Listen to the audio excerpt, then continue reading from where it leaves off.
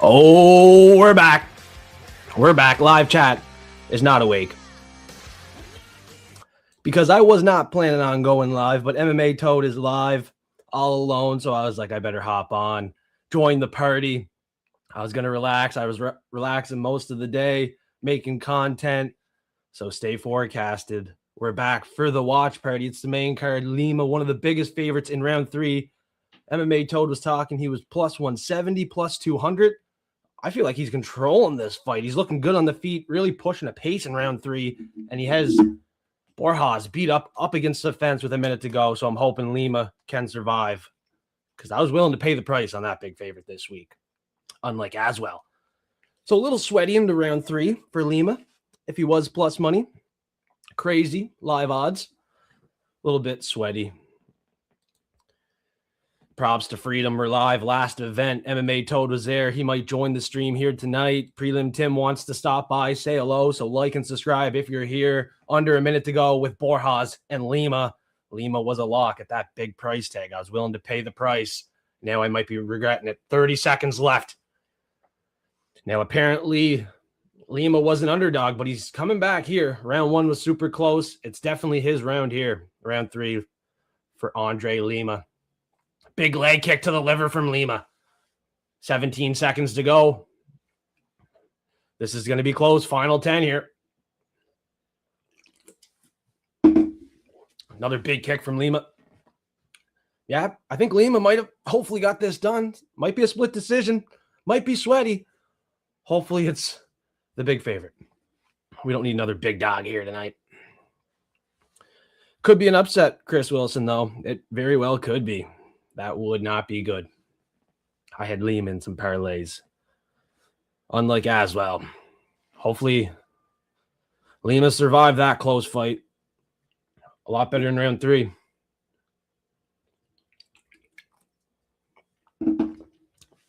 That's going to be a close fight to score.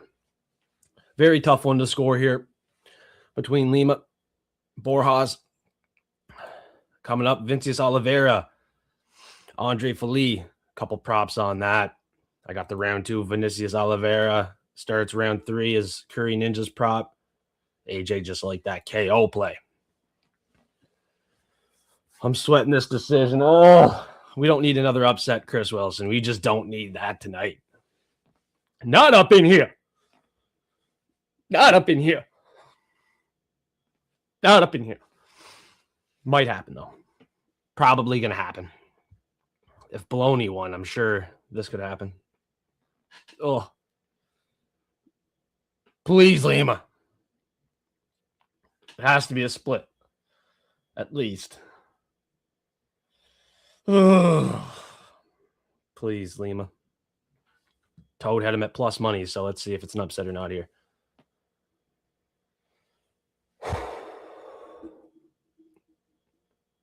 $30-27. 29-28. 29-28. All 3. Please, Lima. Kevin Borjas. Oh, no. Yep, we had an upset. Goddamn Peruvian. The goddamn Peruvian. Yeah, unlike Aswell, I got paid paying the price with a big favorite here tonight. That's unbelievable. Borjas saved his job. Did he ever? Saved his job is right. Winning that fight. Big underdog. Gets it done there. Vinicius Oliveira is the favorite in the next one. That's AJ's prop of the week by KO. I like the round 2 KO play. Curry Ninja might be sweating the starts round 3. That was another close decision on the card there. Borjas saved his job. Goodness gracious. 2 big underdogs on this event already. Don't love to see it when you don't pick them to win, but it is what it is. That's the game. Unfortunately, with Lima, I had him in a higher ticket than Aswell, and he was a lock, unlike Aswell. So that sucks. That sucks. Lima was a bigger favorite, too. Brutal. That's a brutal look. Oh, that stinks. Yeah, Borjas saved his freaking job here. Now, Vinicius Oliveira has to come through. Round 2 KO would be nice, plus 650. No custom content for every fight. I literally just hopped on spur of the moment situation here. But here are the props of the week from Friday, 9 p.m. Eastern time.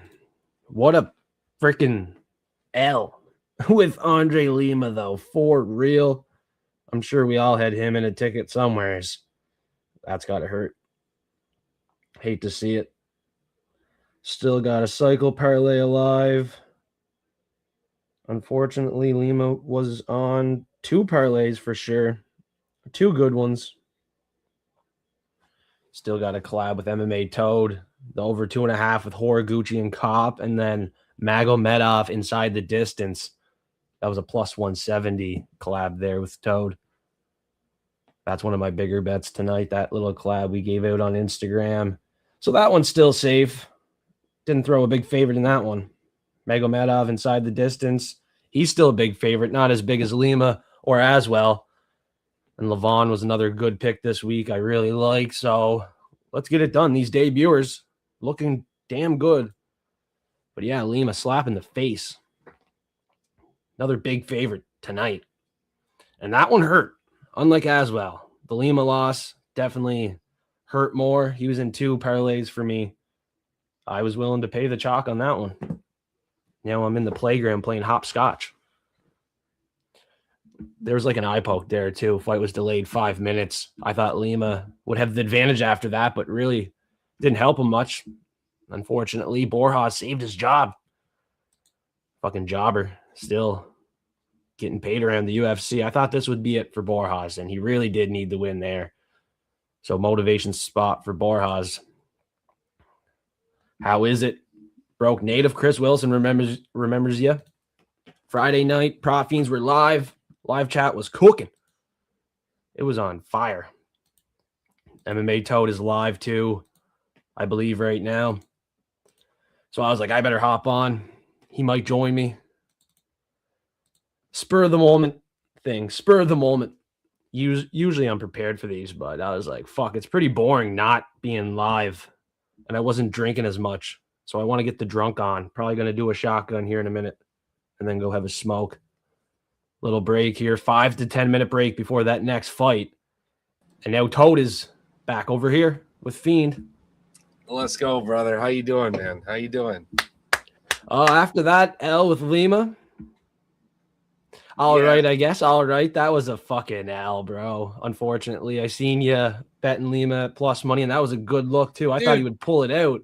In total, I was sweating half a unit to hit 2 full units on Lima Live when they started putting them at plus 240, 260, etc. The fact he was hitting half the strikes and was the one walking forward at all in the fight, judges do typically score that. UFC has frowned upon this whole I'm going to run away from you. Borjas, he won the fight because he stepped in, and instead of going, Borjas was stepping up. It doesn't matter that the shots are being blocked. It doesn't matter that they're minus the end of the first round, not doing any damage. Lima was the weapon and vice against himself in that fight by not being more open, not setting up greater combinations. He did punish the calf a few times. Borjas was hurt to the leg, but he'd find time to recover because the inactivity of Lima. So you ain't undefeated anymore. You think about the one you lose the most. Go home and do the homework and listen, Lima. Your striking is okay. You're not bad. But get a little more loose, bitch. Send them bitches. A little bit of a bad performance for sure. Yeah. He's going to look back and be like, man, I could have won that fight. And fuck yeah, he could have. But unfortunately, another underdog upset. Unlike Aswell, I played Lima in a parlay or 2. So that's an L. We're going to make our money right back. We got Toad here, ready to call some shots. We're croaking. We're going to be smoking. We're drinking some beers and vodka drinks. Yeah. Drinking on some sour monkey right now, some new shit. I like to try new stuff every time. I mean, I did drink an old PBR for the old man. Happy Father's Day to him. Yeah, we're having a good time so far. I see you over on IG. Get your ass over here. Fight Fiends Forecast. The Triple F. The I'm man not glory himself. hunting, John. Let's He said fucking I'm go. glory hunting with the Braves hat. I am a Blue Jays guy. I got the flag. I just got the red hat for the apex and then the big A. Hey, There's the dog. each week, do you cover like your baseball content on other streams or slips or like what No, I'm is sure that people just want me to like go over my picks every day for baseball. you seem pretty good there. And here's the thing, I'm a UFC cat, but if you're giving me a free bet to sweat that $10 limit, I get it back if I miss. Oh, I'm just gonna bet it on a fucking future fight slip anyways. I've had a baseball parlay for $10 hit for a couple hundred. So the game is rather interesting, but it seems like those who know it, What does you're that say, betting, John? It says glory on the Braves hat, bud. you're Obviously, betting, I'm glory hunting. It says glory on the goddamn hat.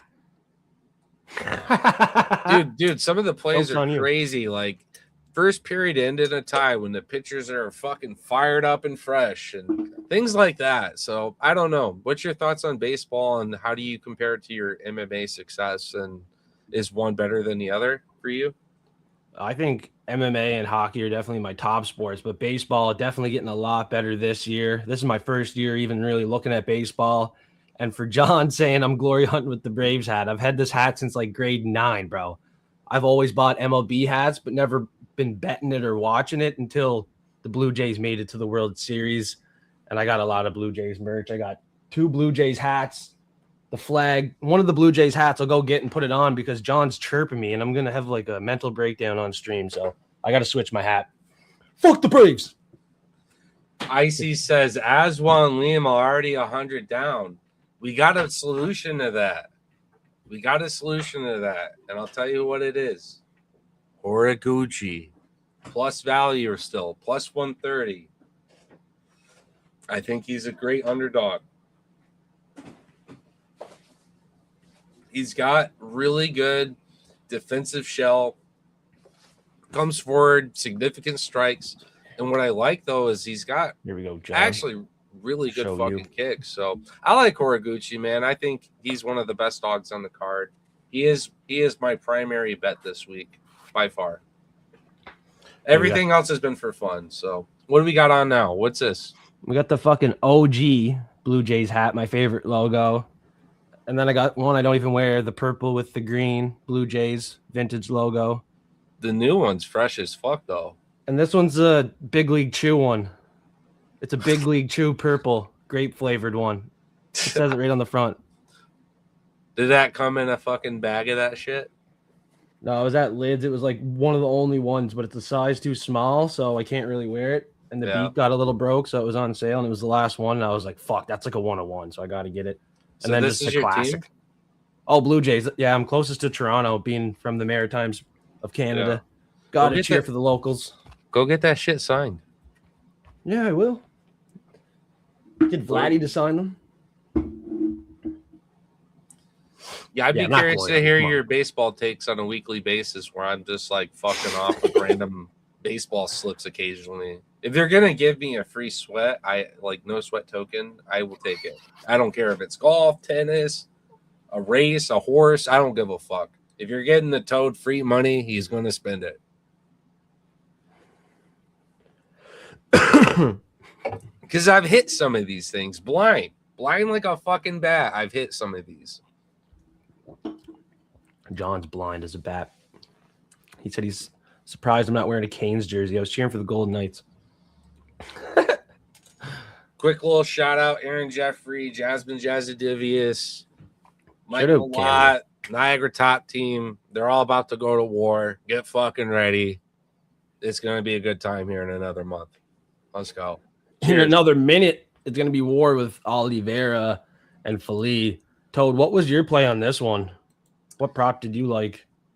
I like Oliveira a lot. I like that he had the full camp, but dude, Feli, you cannot count this guy out. The footwork, I don't know. He's always got a swagger about him. You know what I'm saying? The face-offs, I'm looking at the emotional piece because you guys were trying to say that Gaethje was the emotional one against Ilya, and I'm rather concerned your reads.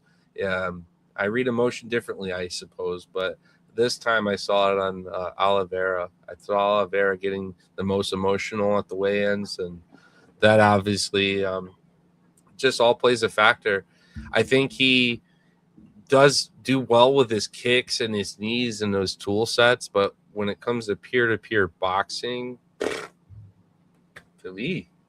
So it's a kind of one of those fights for me, honestly, because I have respect on both corners for this one, but give me Oliveira as a pick, and I'm actually playing fight then by finish as my main prop on this one. So Let's get it. Let's I'll go. pull up the prop on that. So The free bet that I'd give out tonight on this fight, if I was doing the watch party with the free bets on every fight, might be this plus 650. It's a great number. We like the finish here. I'd go round 2, plus 650. So if you don't have it, you might want to sprinkle it now. There's still for time. lock dog. For lock dog, Yeah, I agree. think it's a good one. I actually have them as round 2 knockout on Tapology. Woo! That's good shit. Yeah, I like that one. I'm a weirdo though. I like my combos a ton. I know you said you had problems with some combos, right? They don't give it to you. Yeah, I don't have combos for the rounds. Yeah. Your Canadian props make up for it though, guy. Like holy fuck. Yeah, the odds are wild. So if you see my odds and you're like, bro, I cannot get that number. Like, where are you seeing that? I'm on Bet365 in Canada, and like I've noticed my odds seem to be a little bit higher than my fellow forecasters here. So I'm fortunate. Maybe they should be sending me money and I'll place the bets for them. Yeah, yo. No, we'll figure it out. But yeah, no, your Canadian props are special. I think we have another guest joining, so I'm going to drop the link in the Discord for him. Polly Buttons. Polly Buttons hopping on. Hell yeah. Patty. He's got to explain his Mullins. What she was thinking. I need to go for a hoot. I'm croaking one. Oh, yeah. We'll get Polly in here first. Yeah, do that. I'll wait for you. Mr. Polly. Polly Walnuts in Discord. Discord's free, so if you're not in there, jump in there, get active, get talking, let us know your picks. Shoot me the link for that. Shoot me the link for that. I'll do that too. Let's go. I want to be better about putting stuff out early. Do you guys got a section you link all that? What's what? E-link? Do you guys have a section in your Discord for like everyone's picks in the community? Everyone sees who's doing what? Yeah, but I could make like a separate one for you since you're an actual like capper. Just like I did for Tim. I like so no one else is like flooding your section. We'll do that, but I want to see the community too. I want to see who's my Gaethje fellow brothers in arms, you know? Like I want to know who's Discord's quiet. More quiet than it should be for how many people are in there. Some people are quiet. Some people get active in baseball. Some only show out during football. So everyone's in there for a different reason, but everyone get more active. Get chatting. Give us your picks. Let us know what's going on. Let's grow this community. Oh, all day. I'll get Polly. Woo! He's here. Jeez. How you doing, brother? What's good, bro? Oh, pretty good. Are you ready? Hey, what's going on? I'm ready for a hoot. So I haven't had a chance to talk with you, Paulie. First off, how you doing, brother? You getting bent? I'm good, bro. How you doing, man? I'm doing, man. How were you after the Garcia Lopez fight? I know you were really high, like 9 out of 10 times you thought Garcia decision. I just want to hear from you real quick. How did that go for you? Were you okay with that? That Lopez smacked the fuck out of him? No, I was not okay with that, bro. Okay. What about Mullins? What about Mullins choking and going to the ground with Bia for whatever fucking reason? Oh, I don't care about this card. Yeah, this isn't really the card to go too crazy. I'm fucking with you. I haven't bet on this card, that's all. Walnuts, I'm fucking with you, dude. How you doing, brother? I'm good, bro. I'm good. How you doing? I appreciate the wild fucking hedges, the wild like, because I felt like I was that with Gaethje. So if you do that on a consistent basis, I love that and welcome. I'm always here for it. Yeah, like people that take chances. Like Yes. anyone can pick fucking favorites and give you the most obvious picks. When you have guys like Walnuts, myself, and Toad that take chances, even Tim took Michael Chandler. Rather, if you want to admit to your picks or not, like we take chances. We're looking to Took make some Lewis, money. Dawkins, two terrible fucking picks overall. I mean, it was my most profitable fucking card of the year, but it was also, 4 out of 7 on picks. So, but I took Bo Nickel KO, didn't I, as well? What a shame. What round did you have? Did you do Tapology? Yeah, because he didn't rate his wrestling or something. I just done Bo Nickel by KO. Oh, for a bet. Nice. What was his knockout prop? 2-1. 2-1. Nice. All right, we got Vinicius Oliveira, Philly, ready to go here. Fight's about to start, fellas. Bro, who's Jimmy John in the chat, bro? Is that you? Nah, that's not me. Yes, it is. That's it. You fucking troll. You were trolling me, bro. I didn't even realize that was you trolling me till now. You fucker. You gotta change your YouTube name. You fucking caught me there. Why did you take the Braves cover? Cause you told me to. You were chirping me, bro. I was about to put this fucking scissor in my fucking thigh. Cocksucker. Picking on me. I'm not even phased, dude. When he showed up with his picks, his name, fucking took my hat off. Paulie Walnuts. I'm like, this dude's a professional troll, and I'm here for it. I love it.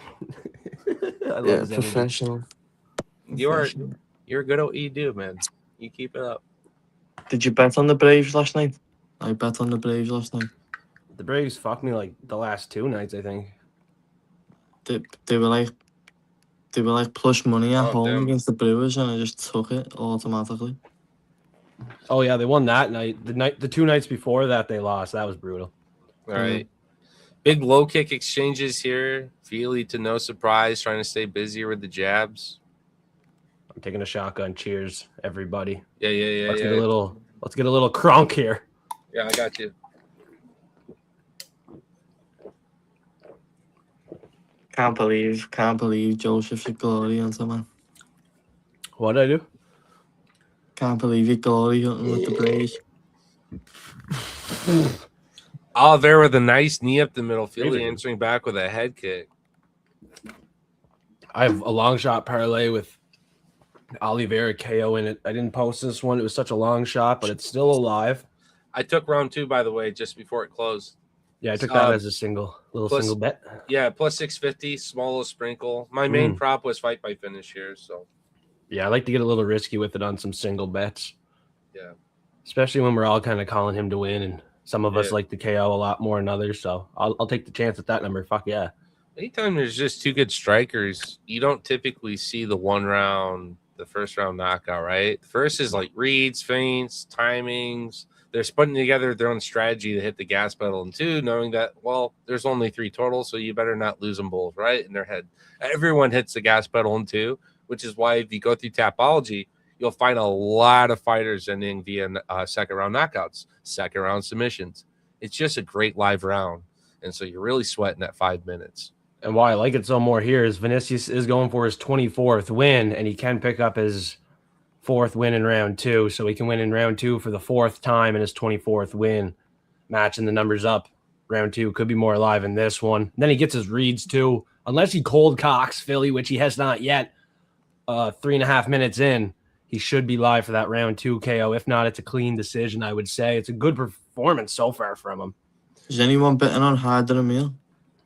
I'm not pulling the trigger, but he's the pick.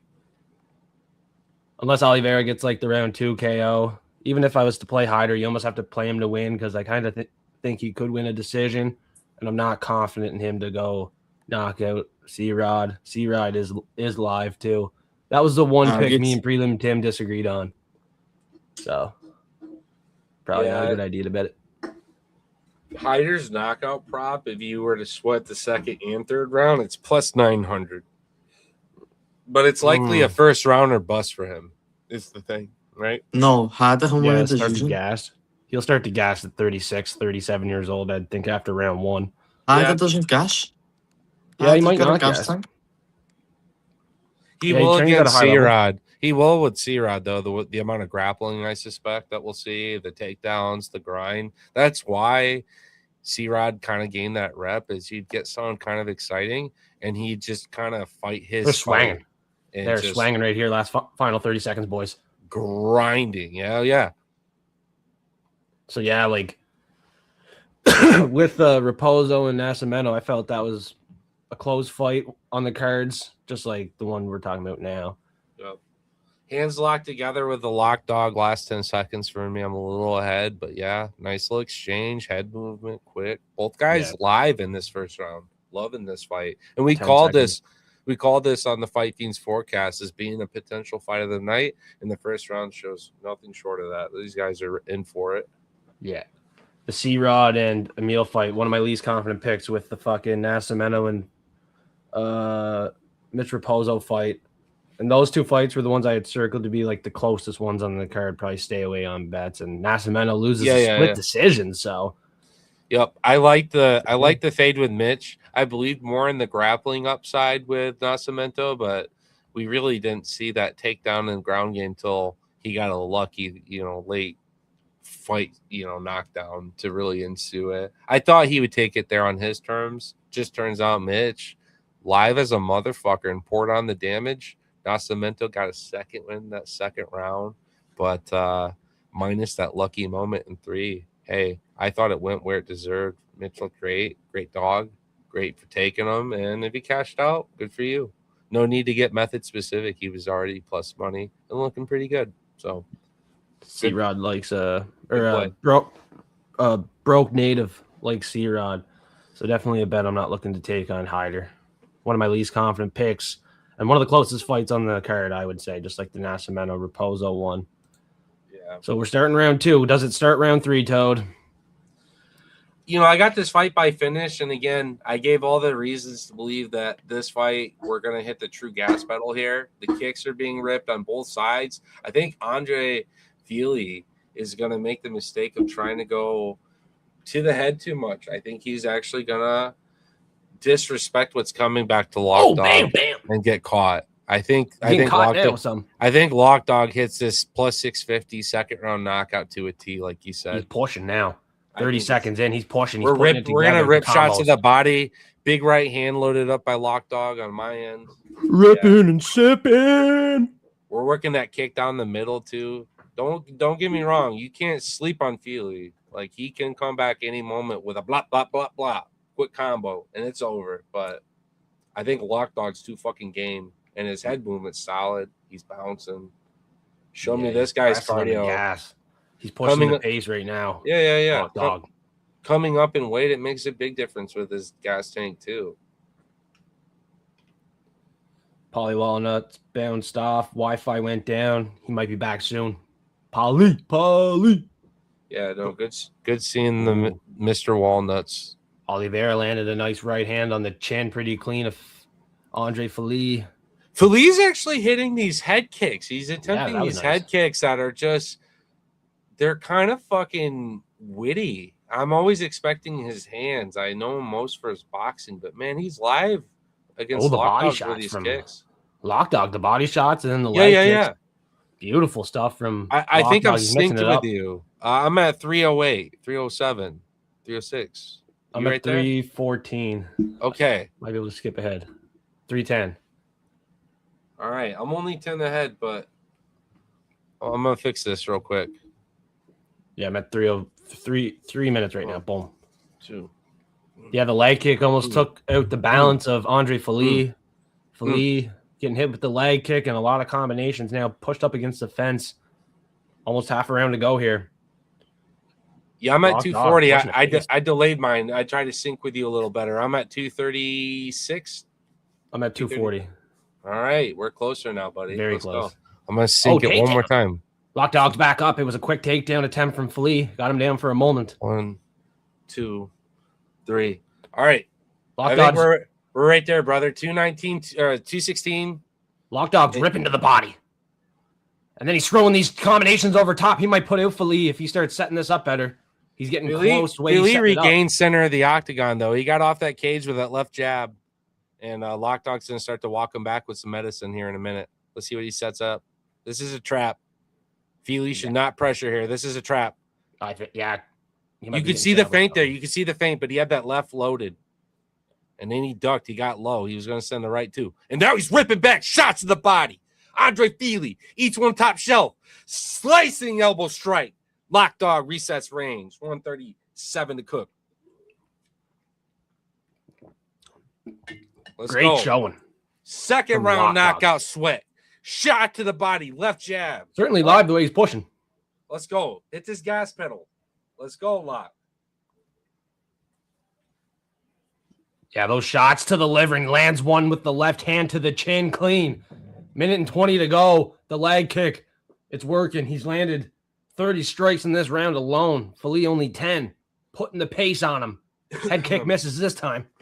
From Andre. Lock dog with that left jab, but he's loading up that right. That time a little Justin Gaethje influence by holding them in place with that left hand while feeding that right through to ensure That's what that I was it hits. thinking. That looked like some Gaethje stuff from last weekend. That He's uppercut holding was him. locked He's on. holding Feely with his left hand and feeding with the right at times. Lock dog. 1-2. Top shelf. Connect. Stumbling Feely back to the cage. Man, we're close. Oh, shit. The round 2 KO is alive, but there's under 40 seconds to go. Come on, Lock. Still alive, boys. Last 30 seconds, this prop is still alive. Shot to the body. Lock dog ripping back to the kicks. Kind of mixing levels here. Instead of head hunting. Shovel uppercut. Gets through. Stepping through left, right, knee. Shot to the body. Feely Picking him. trying to rope a dope off the side of the cage. Slicing elbow strikes.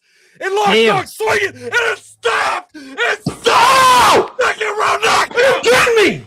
Let's go. Fight Fiend. Yes! Let's go. Another big hit for the boys. Let's fucking go. Let's go, baby. That's a good one.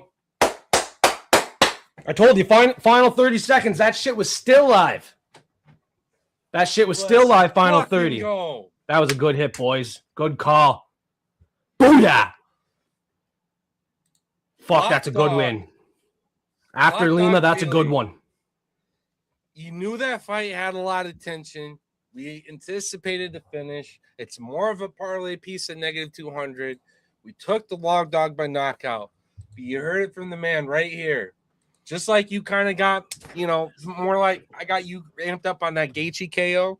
You talk specifics with me. I said I do agree it's probably a second round. That first round is a feeling out phase. We hit the gas yeah. pedal. You told me Lock Dog second round. Fuck yeah. We played that too. Let's fucking go, bro. We're cooking, Toad. And that tomahawk, watch these like little tomahawk strikes with So these clean fucking with the elbows. combos. So he gets some mixed it up so good. I'm watching this sequence, right? And Feely's doing a great job of just kind of keeping that shell, but you can't avoid those knees up the middle. Yeah. That And then guard the was body protect- shots. Yeah, Damn. the knees were right here, right? Like his guard was right here, and the knees just fed right up the fucking middle. Drop that guard, and Lock Dog just communicates That knee. with the very next elbow that he could that dropped Feely to the ground for the More than- TKO. If Feely could have been on the feet for another like 2 or 3 seconds, he would have tried to circle and retreat. He would have tried to run away, and we probably would have go to the judges or the third round. But god damn, Fuck yes. it was such a beautiful flurry. Oh, But that was it- beautiful. I'm crediting the knee that set that up That was nice. Right through the guard, too. right down the middle, man. So no round 3 starts for Oliveira and Feely at -135. The value prop does not come through. Unfortunately, the value props are supposed to be like a crazy prop, like a big juicy number like I gave out with the round 2 KO. But yeah, Curry will come back, improve off that. With the value props, we're looking at like a big plus money ticket, something crazy. And crazy enough, we smack it here with Oliveira round 2 KO. F3 is alive. So who's hedging the Kutalaba fight with me? Anybody hedging? His finish rate is plus 420. So that's Well, since I have a long shot with Navajo, this one was a crazy long shot. I had Santos decision, Mosquito decision, Oliveira KO, Lavon KO under 1.5, Magomedov finish, Sterling KO, and then Horiguchi sub. So I might want to cash out before Horiguchi sub. But I think I'll ride Magomedov finish and Navajo KO. And depending on how ballsy I am, I might ride Horiguchi sub because this bet that I have, the long shot, is $2 for 1,100. So, I mean, do we sweat it out, Toad? $2 for 1,100? We need Horiguchi sub, Navajo KO, and Magomedov finish. Do you know what the hardest leg is? Probably Navajo KO. Yeah. So if we get past that, I think we ride it with the sub on Horiguchi. Great segue. Let's talk about Navajo Sterling. Yeah, we could hedge. Cutelaba looks to bring that forward pressure that we just seen from Vinicius Oliveira, and that might play a factor, the forward pressure that Navajo has not seen yet, and that could lead to like a club and sub, even a club on the feet, just a knockout. So you want to be careful. It could go the distance too with Cutelaba, like I talked about. You never know. Maybe it's just him pushing a little bit more of a pace, landing a little bit more. But I feel like it could be a finish. Very explosive fight, heavyweight class. Navajo's undefeated. We already seen one guy undefeated lose. Do we see two? Maybe. Maybe this is the event. They get their first L together. Lima, Navajo. Tough one, Toad. It's a tough one to think about how it'll end, too, because with Cutelaba, I'd feel much safer with him just to win if I was to hedge. We talked about the number. It's a great number. Cutelaba to win. But I'm going to have a little bit of faith in Navajo. With him taking steps up, not being pushed too fast, he might be ready for this one. I'm just thinking he's ready because he was never pushed too hard. And he just had a beautiful knockout in his last fight. He's only 28, 4 years younger, training at a better gym, City Kickboxing. He might have the leg kicks to really take out the footing of Ion Cutelaba. And if Cutelaba shoots a takedown, he could get caught. Because I don't think he will get that takedown too easy here. So I don't even know if I'll hedge with Cutelaba. It's tough, man. That's my final kind of say on it. Yeah. It's tough. I'll tell you what I think about Sterling here in just a minute. I'm going to jump on my phone right now, and I got to go smoke before this next one. We need to finish for one of our favorite props and our first collab piece. I'm gonna need a smoke after I tell you what I think about Sterling. I need to just calm the fuck down. So you get out there when you're ready. But let me tell you, Sterling was set up far much earlier in his current position in UFC for these KOs, for these moments. His star power should have been somewhere else. All these calculations were off, and it's because he couldn't deliver. He couldn't finish. And it's because Navajo, even when he's smelling blood, you think these Kiwi, these Australian cunts would smell the blood in the water and march forward and cause the chaos and use their genetics and their technicality together and send it, that final deliberate blow. I've seen Navajo gun shy in his own finishing sequences that have allowed his opponents time to recover and somehow go to the judges. I don't want a unanimous decision at 205. I want you to work and pick and break apart these opponents because you have, first of all, the natural raw capability. B, you have the technical knowledge, skill sets. Third of all, you have one of the best team, sparring partner, resources. You have Carlos Ulberg to train with. Pull your fucking inside out white Hobbit, Lord of the Rings, Gothmog orc ears out of your ass and just show the fuck up and do something for me. Show me something in this fight. And that's where I'm truly terrified for Navajo Sterling to get a knockout because I've had some of the best sweats. Fights by finish, fights by knockout, 7 legs, 6 legs, 5 legs, 8 legs, 1 leg off. And what do they miss by? Navajo Sterling, Carlos Ulberg, these city kickboxing monsters that sometimes truly get gun shy in fights that were set up for an entirely different outcome. and they took it to the judges. So I'm sweating for you. I want that prop to advance. I think the rest of it's money. This is the hardest leg, but Navajo Sterling has to like show me that he's leveling up in this journey that he's on. He's a little young. He's got some time. There's still a great possibility he's a big part of this future 205 weight class because there's truly a lot of veteran fucking yeah, there's a lot of vets, right? That's a lot of weight divisions, not even just light heavyweight. Sterling can be part of this top 10 future. He truly can be. But this is a knockout. If you ain't showing up and doing your fucking job, I'll be damned if, like, for me, I'm already done. I already drew the ripcord from him. I won't bet Navajo by a knockout. He done fucked it up for me too many times. So I'm getting pissed off. I kind of held back those times. So and I'm getting, yeah, exactly. I'm getting worried because he does come off of one that was rather solid, and I'm not hating on it. It was actually a very good knockout, but it's going to take more than that to convince me. It's going to take more than Ilya Topuria showing up for 3 minutes against a fairly, although dangerous, chinny opponent to look like he's the lightweight GOAT and is going to run through the likes of Justin Gaethje. Sometimes with me, it takes a little fucking more, and I need you to prove it to me. This is a Navajo Sterling prove it to me fight. It really is. The flowers I'm going to give the Kutalaba is he doesn't wait for no man. He is the undersized underdog in 90% of his matchups.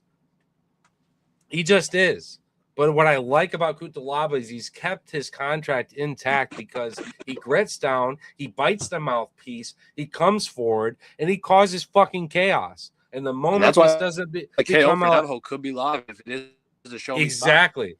If Kutalaba goes to return fire and he can't concuss and knock and get a great clean shot off on Sterling to even drop the head and threaten the grappling, the club and sub, Navajo Sterling on a counter strike is live to get the knockout. So I like rounds 1 and 2 combo Sterling, but I don't dare fucking bet it, son.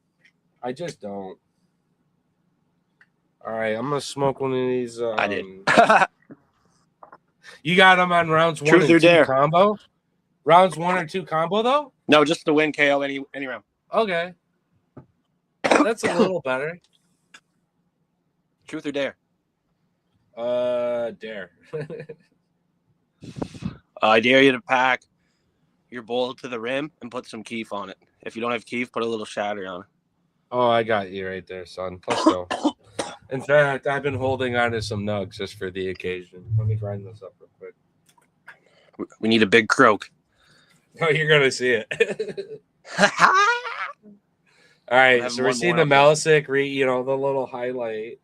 Would give me kind of like pre-fight the journey of Malisic here. How do you feel about this fight? Is he being counted out too much? Armenia already kind of down on the card.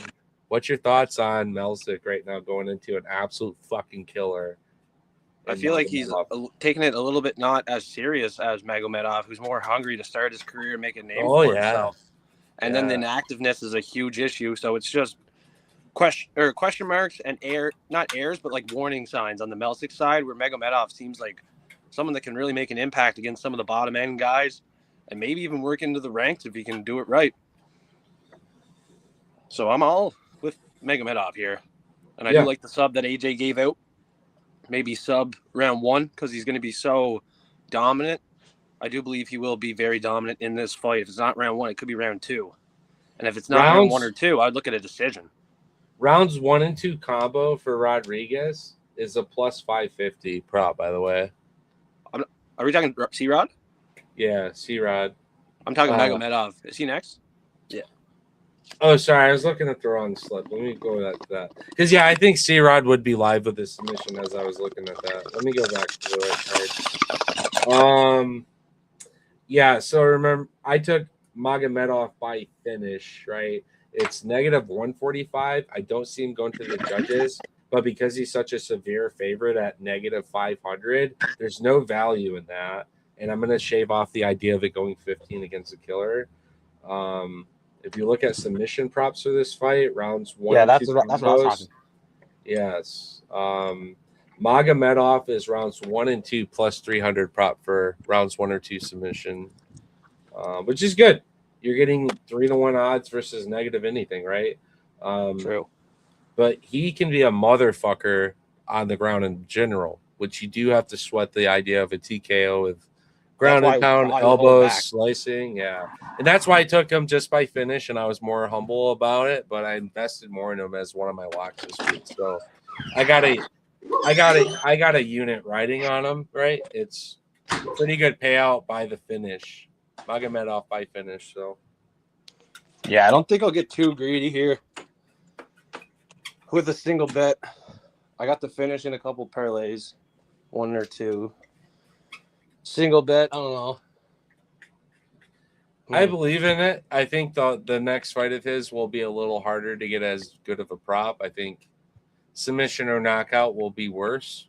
So I took this as an early opportunity to try to kind of maximize my sweat a little bit. So I was looking at the props and the angles. I went through the card and told myself, who do I really believe in?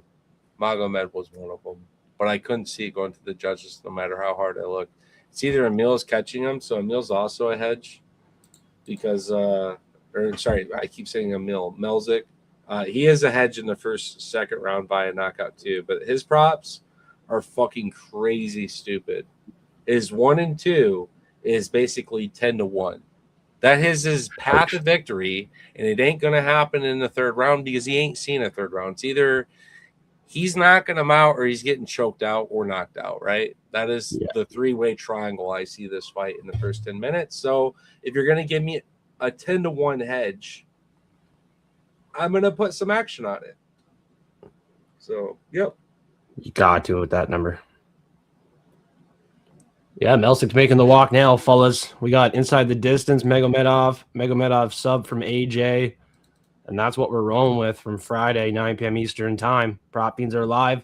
Toad will be back on Prop Beans next event. Don't miss it. Appreciate you guys. Well, you have a great ship here. Shout out to obviously Paulie Walnut stepped on for a minute. Curry, AJ, Tim, all these cats that are over here running this ship week in, week out. Good fucking shit. Thanks for having me on. And shout out to you, F3. You're the one fucking really caboosing this whole shebang. And so I'm curious to learn and grow with you too. I think you're sharp, not just in UFC. And so I have a feeling we're gonna all of a sudden you're gonna get me one of these baseball hats on my head when we start cashing some baseball bets together. Because if we're not sending them, I'm just wasting them. It sounds like, right? So you better get a baseball hat. I got a Ty Cobb baseball bat for my dad. It was my grandpa's. He got signed. Ty Cobb. What does that mean to you as a baseball guy? Anything? He's a legend, but I'm not really familiar with some of the legends in the game other than like some of the Blue Jay guys. That's You're funny. a big Tigers guy, aren't you? Detroit Tigers? Yeah, Michigan. I mean, yeah. For the longest time, we got fucked on all the sports, but hockey and baseball were always good ones too. So. Here we go. We're almost starting this fight. Yeah. Too late to take a prop bet. Right in the finish now. Yup. Packing this as the dare suggested, so I might do another shotgun. I'm ready. This will be a nice little celebratory hit when this guy gets his knockout in this choke for me. I'm hoping. That's what I'm hoping. Otherwise, Melzik better get it done by knockout is how I look at this play for me. It all works itself out one way or the other. Yeah, Melsik's really looking for the KO or bust here. That's his only way to win this fight. Yep. I feel like this one could end early, though. I agree. That's why I took Melzik. I took Melzik as the huge dog in rounds 1 and 2. If he goes into the domain of Magomedov, he's going to lose that steam real quick. He's going to tire out, and it's likely Magomed's victory. Do it while you're. Let's go. Do it while you're fresh. But I think Magomadov's got a bit more to prove. This would be a great fight for him. Shout out to Melzik, though, taking on some pretty tough fucking cats. He does. And immediately fucking Magomedov stiffs a right hand and is working off the side and is tripping and chopping and taking the back in the first minute. Wow. Taking the back. Might be a sub one. In the first fucking minute, son. Yeah, 4 minutes here, man. I feel like it might be a sub round one. Yeah, he almost has the choke in. I'm going to crack a shotgun. He's got this body triangle. He's transitioned to go for a Kimura. With all these submissions, I feel Horiguchi gets the sub later tonight. The ref stepping in, and we see a celebration for Magomedov. What? What happened? I did see the fucking tap. I didn't see the tap. He got it. Wow, some weird position there. He transitioned to the shoulder blade like he was going to threaten a Kimura, and I see him just gesturing at the wrap. He must have felt the tap go around his back, but no, watch this crank. He slides. We get the finish, and we got the sub. He slides up around the shoulder blade and puts on this choke here.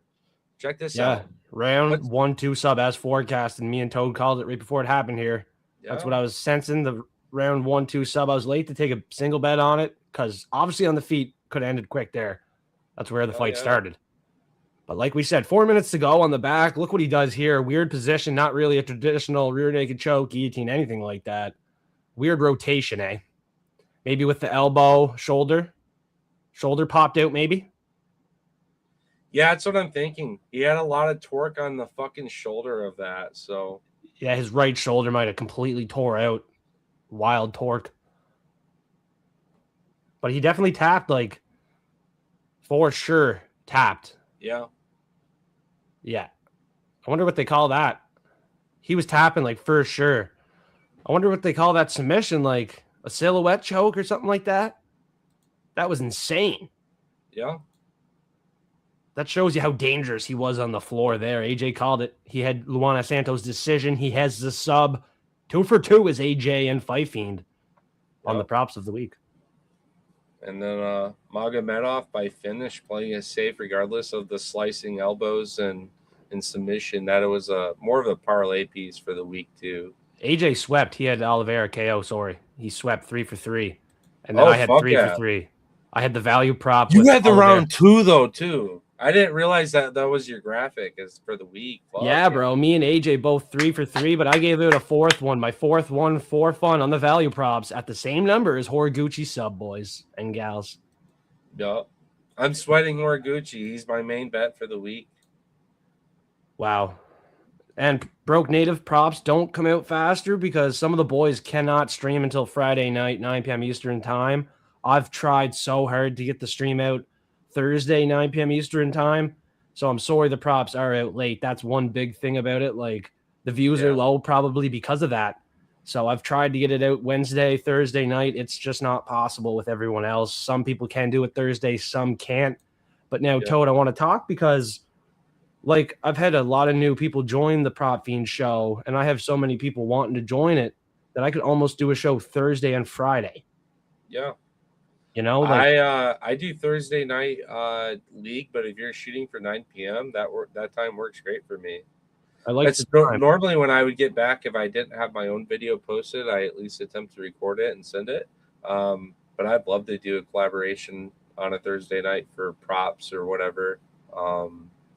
Yeah, no, I'm happy. We spoke. Obviously, I wasn't on this round, but I told you Magomedov and Horiguchi were my 2 most confident locks, but specifically the finish by Magomedov, and I'm really happy with this, man. He fucking sent it. It almost was like he needs another debut fight. We didn't get to see enough. It was too quick. Yeah, that was too quick. Too smooth. Too criminal. Just like Levon. Here's the interview with DC. I'm gonna unmute and listen real quick here. Yeah, so Broke Native would love to get the show out Thursday. Obviously, Toad could do it. I could probably do it. Maybe someone else. So we'll see what we can do there. Yeah. Anytime someone has a concern, I try to address it. Also, Friday seems to be the time.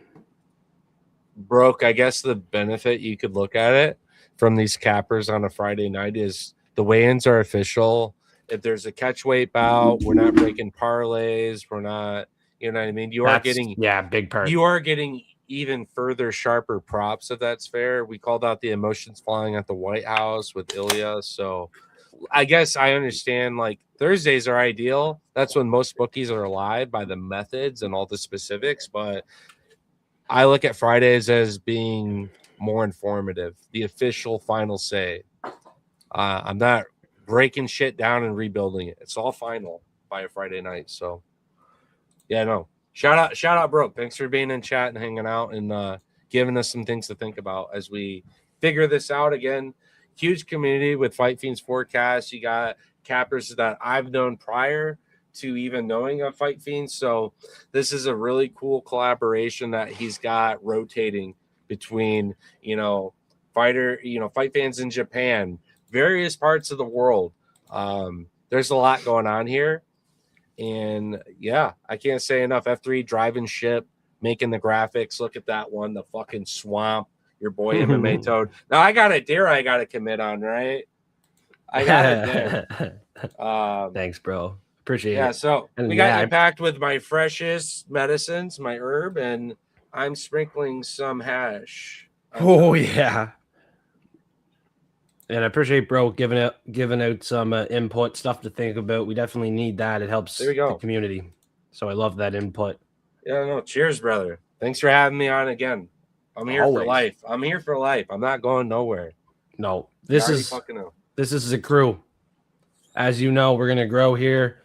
Teamwork makes the dream work. I'm trying to grow a team that I respect and really enjoy being on stream with, and minds that think alike and minds that I think are sharp too. Like you said, Toad thinks I'm sharp. Some people think I'm crazy at times, but I honestly think I'm sharp at times. But at the end of the day, we still have a lot to learn and we have a lot of growing to do. So this is not the plateau. I try not to set like a ceiling. Like we're not going to get to 2,000 followers and that's it. We're not going to hit 1,000 and that's it. We're not going to hit 10,000 and that's it. Like, hopefully, yeah, we're here for life. I'm only 26, so I'm going to keep putting in as much effort that I can. I love the game. I love being here. And these great minds do think alike. The Prop Fiends are freaking hot tonight. So, unfortunately, we didn't get it out earlier than Friday, 9 p.m. Eastern time. But it was a blast, and Toad talked about it. I don't like how parlays get, like, changed up with, like, a catch weight. Maybe a fight gets canceled. And then that extra look at them facing off, weighing in, goes a long way. And then any line movement that might sway your opinion or make you think differently too. So Friday is definitely the sharpest look you can get. So I appreciate everyone taking the time to tune in Friday and maybe even holding back on bets until Saturday morning. It's hard for some people because they don't have online betting. So that's very tough too. If you don't have online betting, you got to go out and go to a sports book Saturday morning. So I completely understand. But a night like tonight, it definitely would have paid off for sure. Me and AJ 3 for 3, crazy hits. And you can have your own opinion too. We want you guys to let us know your opinion and don't just tail blindly. Like if you like a play and we say it, maybe that's a good sign, right? So always go with your instinct first. We're here to let you know our opinion and we will respect your opinion too. Love that y'all. Shit got so gunky from that fresh lettuce I put into it. How you feeling? I'm switching over, but listen, I think you're onto something there. You guys are hearing pre-fight. Here's all my ducks in a row. This is what I think happens. Every fight fan is going to learn real quick that you're going to have nights where some big upsets happen. Some legs are going to fall and you're going to refire. The benefit of being a live fight companion viewer during a stream like this with a capper is we're going to openly talk about what's actually live prior to a fight. If the value's there, things to consider. Are we talking about a hedge of existing probabilities? Or are we just in the moment kind of getting a vibe on something? I'll tell you, I've learned something. Those feelings are healthy to have. Those feelings are good to have. But you're going to miss out on that intellect and that insight if you're not here. So I can't say it enough. Ring the fucking bell, like, comment, subscribe. This man right here is going to drive a wonderful ship, and I'm just happy to be part of it, brothers. Cheers. There's no I in gang. Let's get it. Yeah, Fight Fiend Forecast. I made the name because it's not just like just me. It's not just me. Fight Fiend Forecast sounds like a community name. I'm listening, bro. I got you. I'm listening. So I really wanted this to be like a community thing. As Discord's free, please join that. Toad's going to be in there soon. Prelim Tim, I set him up. Curry Ninja's going to be in there in Discord. And anytime you have like a concern or question or want something changed, added, like I will get right on that. You know me. So if you have any concerns, questions, you direct message me. You know I'm a real one. I put in a lot of work with the custom content, not only for myself. I love doing the custom content, making logos for other people. Like Curry Ninja, that logo you see right there, I made that myself. That's one of the nicest logos I've ever seen. Not gonna lie. No cap. That logo is clean. And I made it for Curry Ninja. And then I made the logo for Arkansas. There's another one there. I made a few of them. But I love making content for the boys, putting on the shows, hosting, sailing the ship. Always a ton of fun. And I want to grow together with not only the forecasters I bring on, but the community, the live chat. Broke Native, Chris Wilson, John Mag, Christine Joy, BT, Polly Walnuts. Discord's free. It's open. Instagram, X, TikTok. I did a short video before I jumped on, and I had to jump on because I was pretty bored without being on stream with Toad. I'm always croaking and smoking, having fun here. And it felt weird not being on stream, as I've been doing this for probably 2 months now, live during the event watch parties. And honestly, I feel like I'm making more money when I'm doing this because I'm giving out free bets and live instincts like Toad talked about. Sometimes when you're live, you get like feelings and stuff like that. And then you have the community. Sometimes Tyler Betts is in here. Broke Native tonight.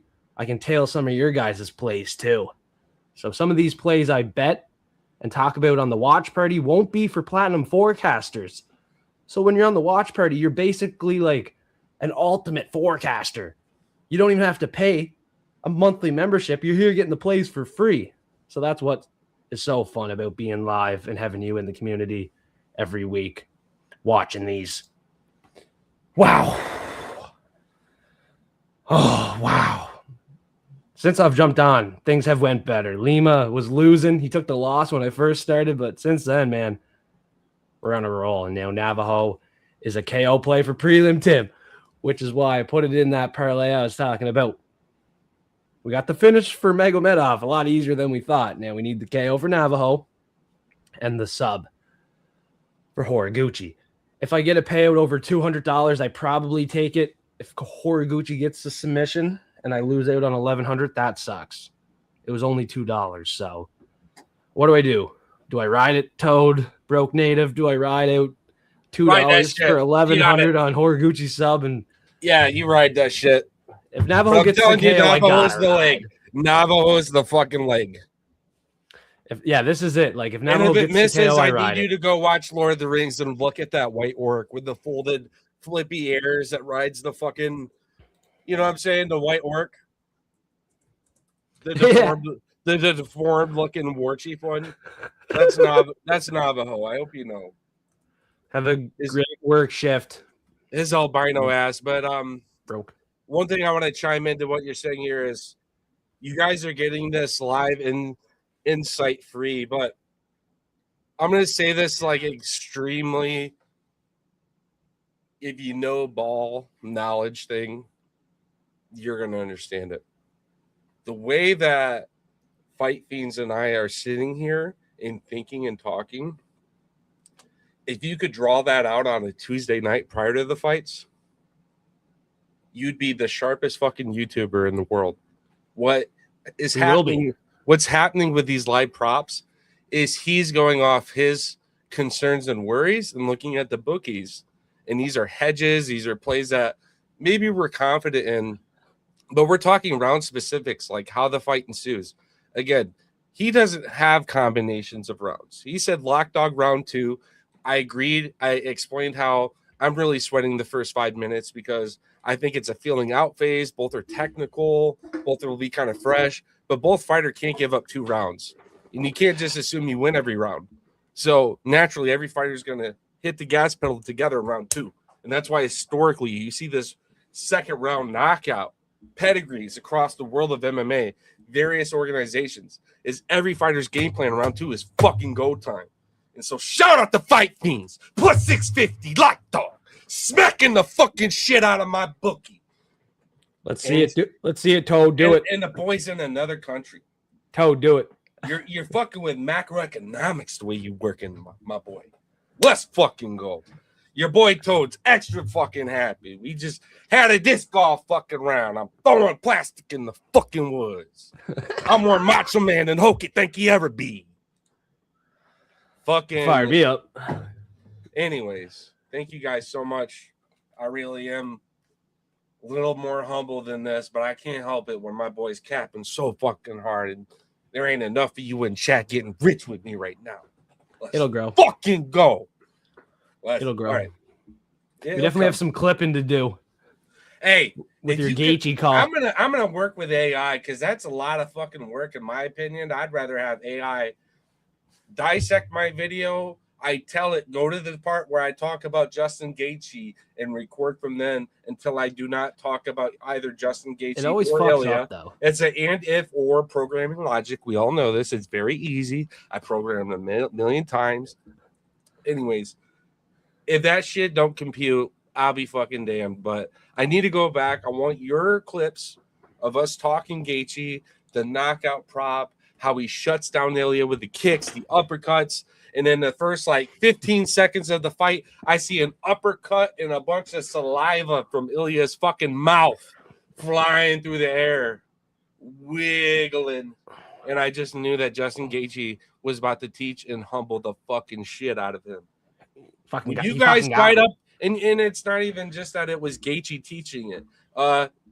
Cyril Gahn was a great instructor also. When you fight up in weight, it's a whole new world.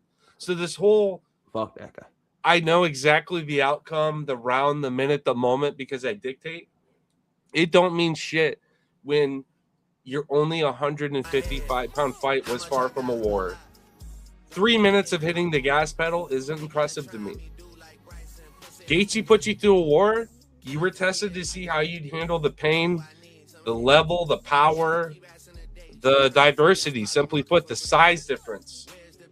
You don't put on pounds in size the way that Gaethje does, right? And all these other lightweights. Ilya will go back down to 145. This whole it's a tough weight class shit, that was just to pursue legendary greatness, which he already did by being a double champ and the 3 knockouts that he had. But we called it, we faded it, and we absolutely fucking cooked our bookies. I'm done yip-yapping about it. But don't ever give me a 5-1 underline again in your fucking life. I could listen to you yip yap all night. Because I'm gonna fucking retire off the next slip you give me like that. I'm done with it. I'm done with the disrespect. Slowly but surely.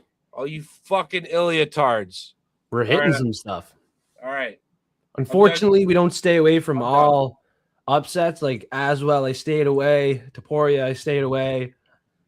And then I got humbled with Andre Lima. So just remember, nothing's a guarantee. Manage that bankroll wisely. Thankfully, I did with Lima because I thought he was a lock. 5 units down the drain. We made that right back real quick. Thank you for being here, Toad, tonight. Yeah, I see you live, and I was like, bro, I can't leave you hanging. I'm just sitting here kind of bored, so I'm jumping on. I'm croaking, I'm smoking, and I'm going to smoke again after this fight. Yeah, we got C-Rod. I'm doing it right now, but I'll say this. I got our friends joining in over on IG. They're really missing out. Get over to the Fight Fiends Forecast. Get on YouTube. Like, comment, subscribe, and hit the bell because you're going to see that shit ringing on a fight night. Simply put. Yeah. Now, you said you've been doing this for a few months live. I've done it across various, instances. Sometimes just IG, sometimes Twitch, Kick, YouTube, whatever. I haven't missed a live fight in over 7 years. But as far as streaming like this, yeah, I'd say I'm consistently now a little over a year, like almost 2 years straight. So I ain't got enough people I'm eating a croak with, dude. So you got a nice little spot over here. I'm seeing the same names pop up. What's going on, Chris fucking Wilson? Congratulations for being a certified gangster. Broke native, having some great discussions earlier. I'm loving it.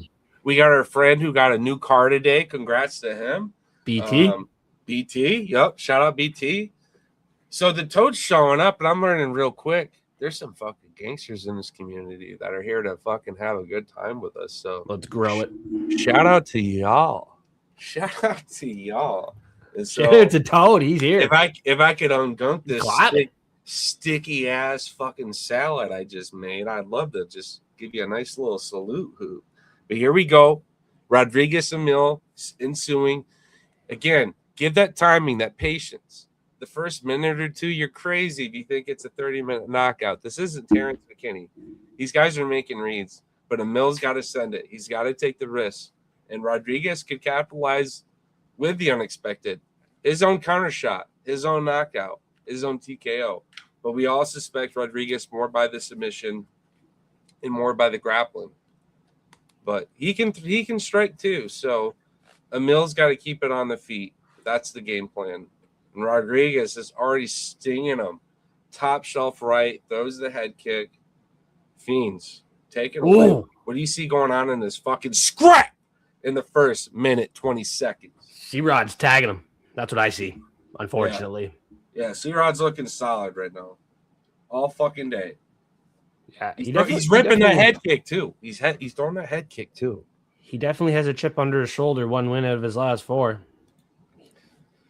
I just got to find the timing of these kicks, and he's got to commit and slip. Hyder's slow here tonight. I mean, he is getting picked, and the kicks from C-Rod are much better. He's resetting at range and allowing Rodriguez to step in with these kicks at all is impressive to me. Yeah. He is controlling the center of the octagon, so I give him his flowers there. He's certainly trying. And the kick of his own, and C-Rod's too crafty for that. He catches the kick and nearly submits a nice little early takedown. So we're reset. But we got a minute, 2 minutes and 40 seconds, and I see C-Rod working off the back and the side now of Emil. How many people riding that submission weight? How many people think he gets it done there? C-Rod could. A lot of submissions tonight. We need Horiguchi sub. Hopefully that's a trend, Toad. C-Rod already on the back of Hyder. Obviously, this is not where he wants to be. He wants to be on the feet striking here. And on the feet striking, he ain't looking great. He ain't looking good. Shout out to Chris. Having drinks, smokes with the boys. Yeah, shout out. C-Rod is good. C-Rod's been looking good. C-Rod's this guy that's proven himself against much tougher prospects. Guys surging. Guys undefeated. It was always C-Rod.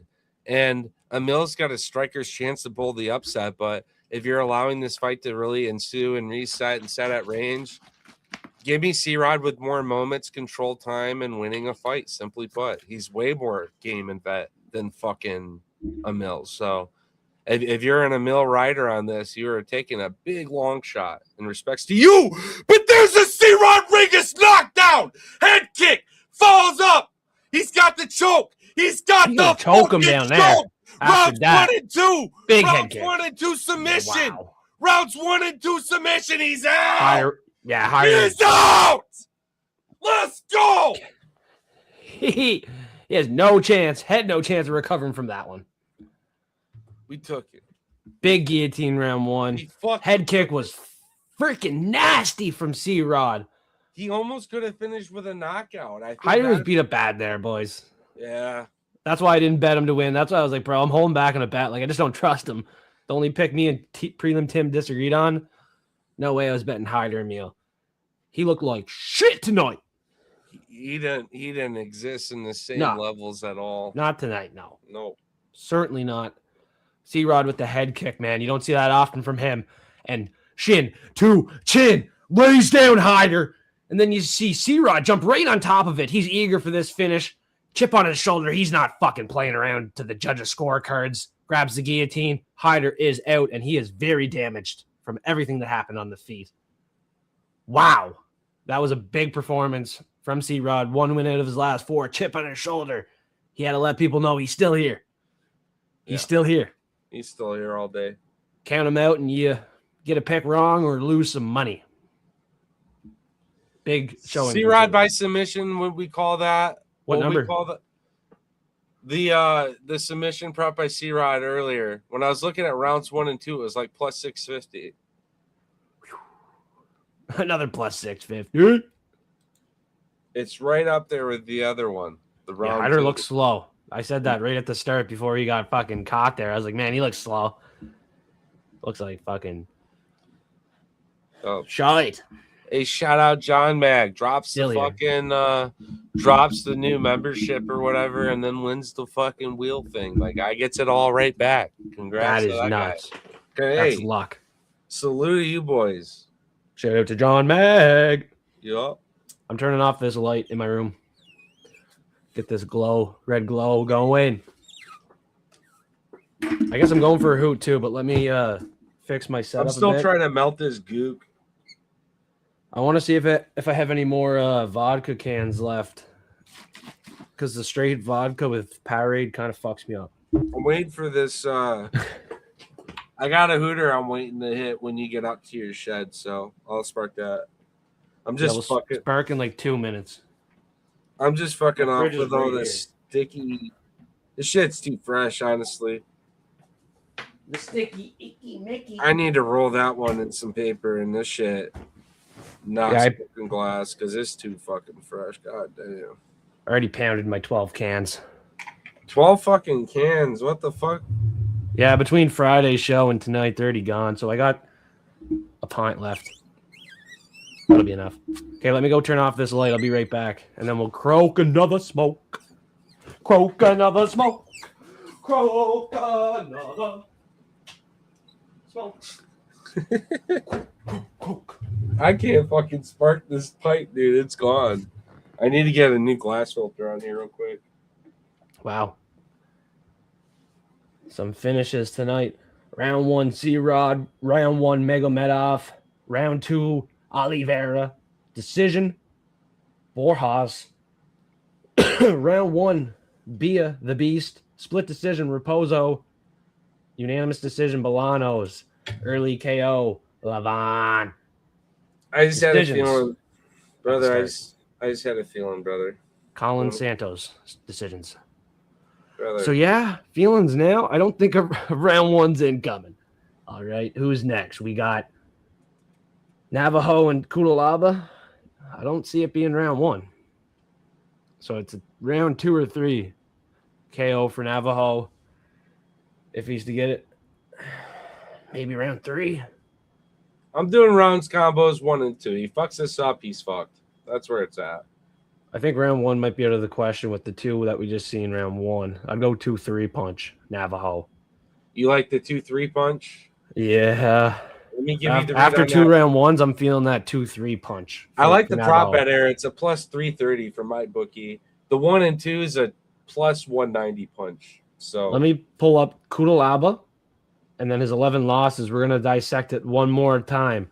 put the Laba 1 and 2, 9-1 plus 900. Kudalaba has 7 losses inside the distance, 3 by a decision. He suffered 4 losses in round 1, 2 losses in round 2, and only 1 in round 3. All right. He has been finished a few times in round 1. 4 submission losses, 3 knockout losses, 3 decision losses. So 50-50 by KO and decision is the underdog, Ion Kudalaba. If we're feeling the KO, he's been knocked out twice, knocked out once in round 2. Never knocked out in round 3.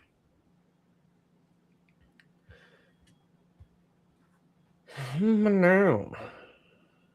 I'm trying to do some gematria and numerology in my head right now. That's why I'm not high on Sterling. Like I said, I think he's choked a lot of finishes and fucked up a lot of my nights. But to have some action on him, I took him rounds 2 and 3 by knockout. Prop literally adjusted as I placed it. Plus 320 still. I'm okay with that. Quarter of a unit at plus 320. Not Not a bad hit, obviously. Makes about a full unit there for me.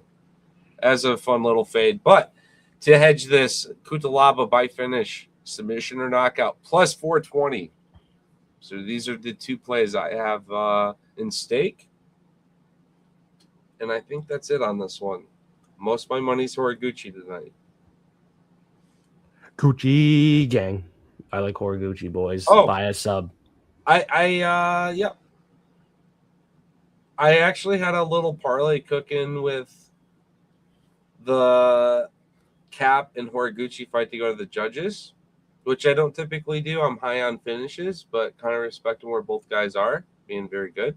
I think Horiguchi probably gets it done via submission, third, fourth round, I'm thinking. But yeah, I like that. It's a good little hedge for me in a way.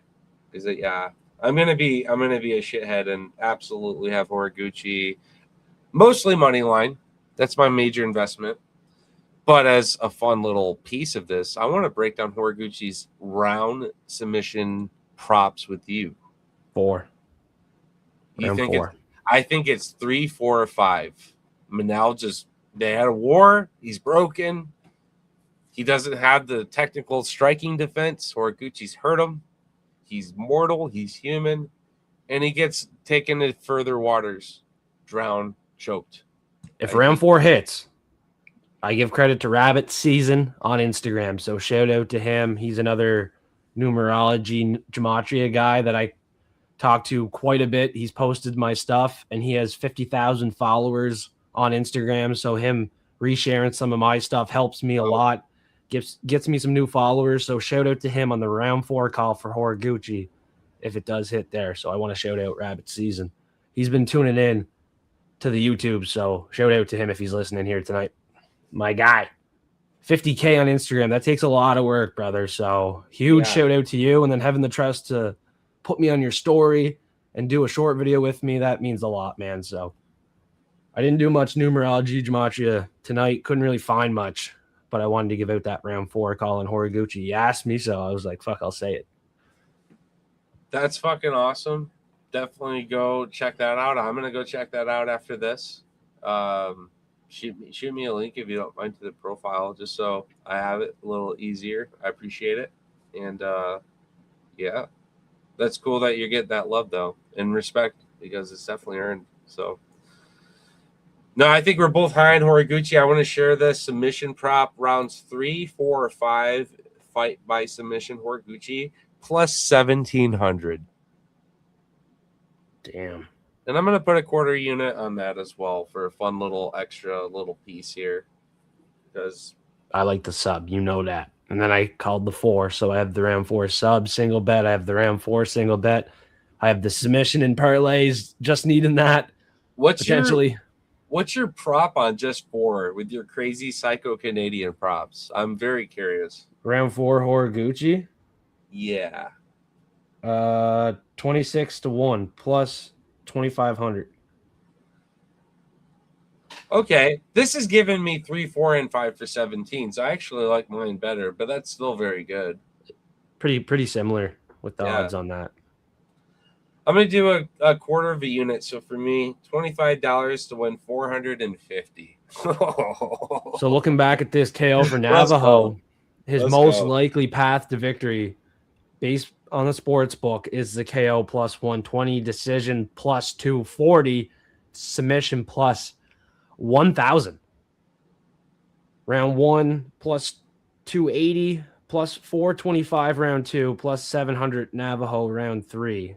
No exact outcome tagged on to the round prop on those odds there for Navajo. So most likely outcome for Navajo coming up next is that KO. Wanted to mention that out before it happens potentially. Like, it is the most likely outcome here. You're almost getting 4-1 on the decision, which seems pretty good based on him beating lower level competition by a decision, right? 4-1 seems like a gift. So I kind of like the KO. You got to kind of pay plus 120. A lot of people not wanting to do that. They're scared. They're holding back. You could smoke them, and I like the round 2, 3 call on this next one. Yeah. 3 and a quarter for me with my bookie. That's a great prop for a favorite guy. That's far more technical, genetically rangier. very defensive, shot selective. A first-round war, potentially, maybe. But either way, Navajo should be dialing in and executing more. He's done downloading. He's done taking his reads. But I really want to see him be active here. I don't want to see him be too passive because Kutalaba is most dangerous when you allow him to be aggressive and explosive and come to you. When Kutalaba is being, constantly measured at range and threats are being thrown his way, he gets shut down. But if he allows Kutalaba to come charging in and get close, in the famous words of Shell Sonnen, can't let you get close, dude. Just can't let you. So that's where I'm at. Yeah, shout out Icy, shout out all y'all. Chris, John, Gary, Tim, all y'all. Ark, all y'all boys. The buys. Eyes, the buys, he's the buys, he's the buys, sailor, he's the buys, eyes, the buys. We got another Canadian. It's Icy. Okay, I'm going to smoke. We got like 2 minutes, 3 minutes. Yeah, do it.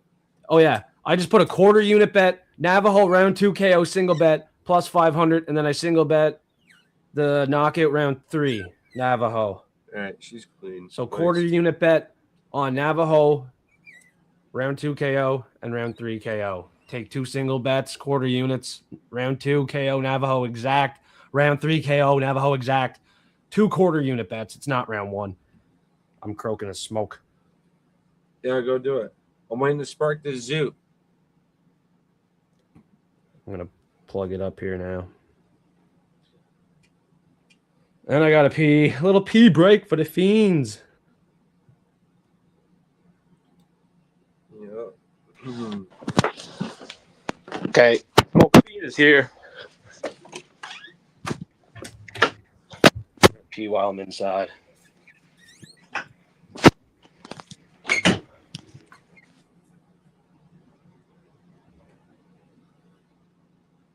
She's cleaned up. I got options though. I'm gonna switch over to this little thunder stick right here. This little hoop. Why are you pissing right now? This I always do that. I take it off mute when I'm almost done. That's funny as fuck. I'm a funny guy. Oh, Tim's like, send me the link. Tim's ready to pop by. All right. Let me do that. Oh, if Tim's listening, the link is in group chat. But I'll send it to you, D Cord. So we got Kudalaba walking out. Yeah, we think the second, third round. Yep. So I'm gonna smoke now. You and Tim call the start of this. I'll have to wait till he's in this stream, so I'll send him the link here. Yeah. Well, the link's already in the group chat, yeah? He should be, but that's how I got it. He must have missed that. And there we go. All right. I'll wait till he's here. Because we got the fights.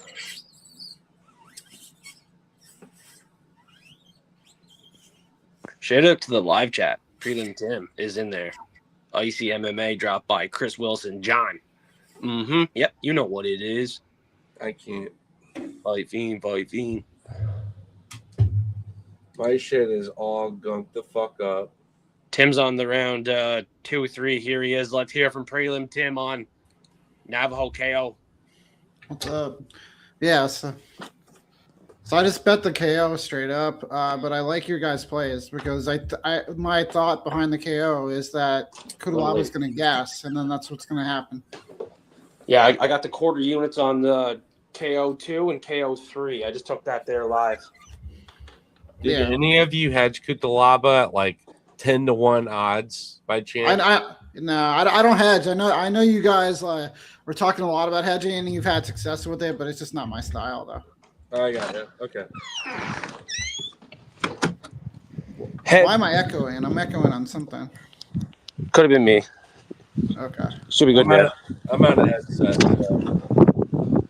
Not me. You shouldn't be echoing now. I'm still hearing everything I say repeated.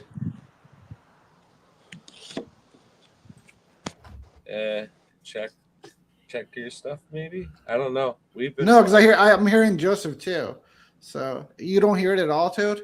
Nope. I don't hear anything coming back. No. That's My so other weird. my other mic's muted.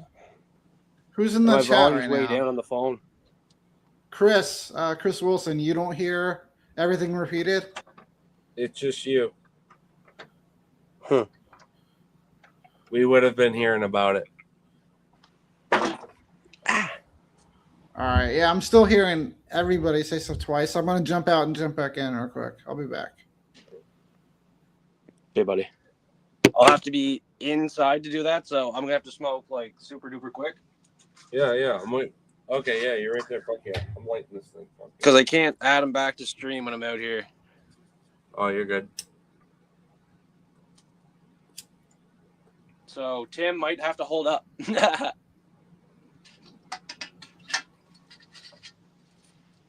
Yeah, fight's about to kick off. They're doing the face-off right now.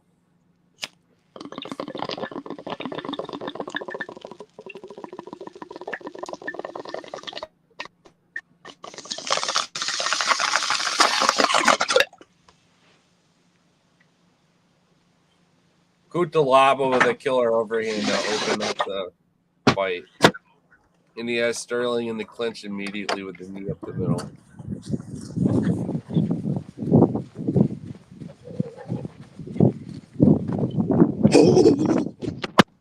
Get Tim in. I'll go hoot again. Kutalaba is already trying to work that killer guillotine he's known for. He's got the head right up under his arm. He's got a tremendous squeeze. Sterling's got his head off to the side. Kutalaba's clapping the fucking hands. Sterling's got his neck underneath. Kutalaba's cranking that fucking neck the way he does. Come on, Kutalaba, do it. We called it. We called you being a fucking monster, dog. Get out of that, Navajo. Tim, can you hear us good now? Yeah. Oh, I didn't even realize I was up. I thought I was waiting. Oh, wait. This is bad here. He's Oh, jumping good. the Yeah. guillotine. Don't He's tap. Navajo. almost- Get out All of right, here. Completes you're the okay. roll. He should be Get out of okay this, there. Navajo. He should be fine there. Yeah, he's good. You boys have to call it. I'm smoking one more time. I'm scared. He actually Navajo Navajo readjusts- together with this shit. Kutalaba readjusts his squeeze around the neck. Yeah. Damn. Well, Navajo actually was in a good position and put himself back into a worse position. So, I mean, he's not like a grappler, really. Oh, no. That's why I said that Kutalaba could totally throw him to the ground. Yeah. That did not look good. That's why the finish prop, the hedge, was so fucking I mean, crazy. either he's gonna win here, or it's gonna gas him out, and then you guys are gonna win either way. I think. I did not hedge with Kutalaba, boys. It's Kutalaba by finish only, but Yeah. more than likely submission.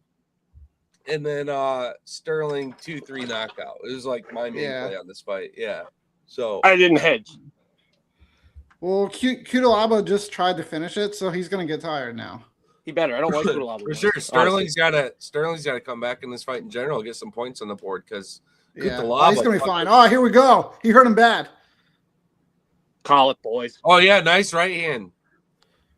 Kutalaba's coming back. I want to He's not showcase done. fight from Navajo tonight. Navajo's looking sharp though. He's hurting him again. Kutalaba's in bad shape. Come on. Yeah, that nice lead knee. Put him out. Popped his head back. Kutalaba's going for it, but Round he's two, getting though. hurt when Or three. Sterling lands. Round 2 or 3. We only got 2 minutes left in the first, so you're close. I'll be back for round 2 for the parquet. No matter Shout out what, to Tim. no matter what, the biggest sweat for me in this fight was the first 5 minutes. I cashed Right. the hardest if I get to the second round for my 2 and 3s and my 1 and 2. Okay. So This is good for you right now, then. Yeah, case this is pushing. great. Yeah. I need to slow down a bit, but yeah, I like the 1 and 2 combos and 2 and 3s. Yeah. It was looking like somebody was going to finish it for a bit. I was worried Sterling was going That to was start sketch. him when they reset and he started doing Yeah. loaded up shots. But that's where Kutalaba, being a dog, has him in this fight because he didn't allow Sterling to sit at range and get picked apart further. Oh, nice stick down. He's live in these clinches, man. I mean, Kutalaba by far the way better grappler. That's why the submission props were such a good hedge. We're talking like crazy value honestly. Yeah, and Sterling's not learning. He's still sticking his head into guillotines. Yeah, exactly.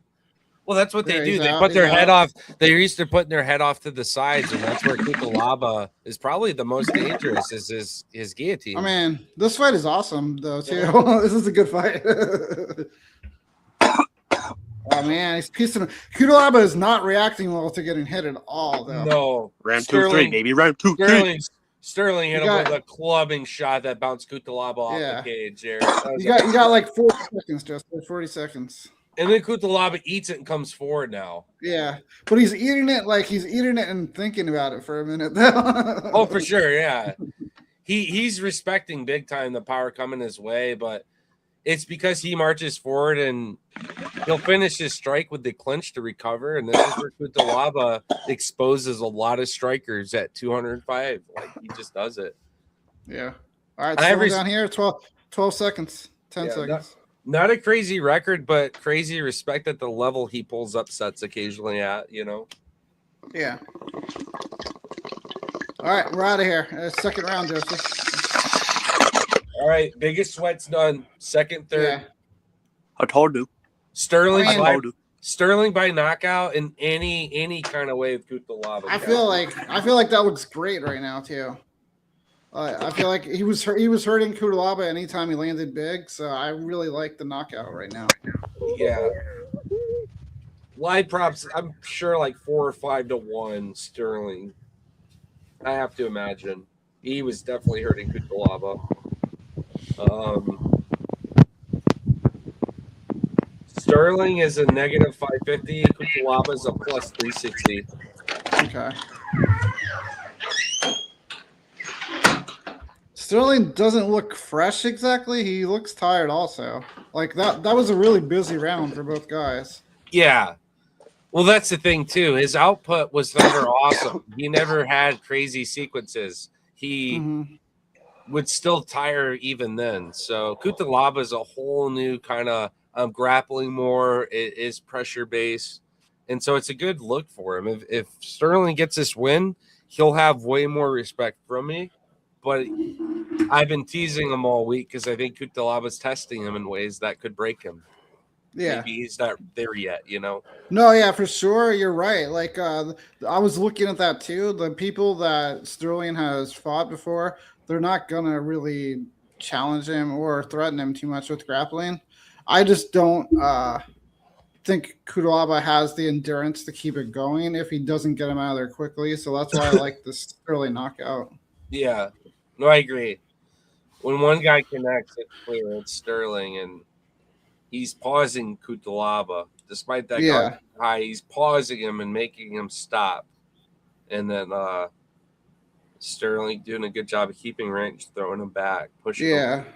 Kutalaba's making it a little dirtier right now, though. He's not able to really get any good shots off. He's going to go for this single leg, though, here. And this is Navajo's slow to start. Still He's powerful. Spinning back elbow, nice uppercut. Oh, Kutalaba's engaging with this takedown. Yeah, but Sterling just cracked him bad overhand. Bam! Oh, he might have hurt him with the body there. Yeah.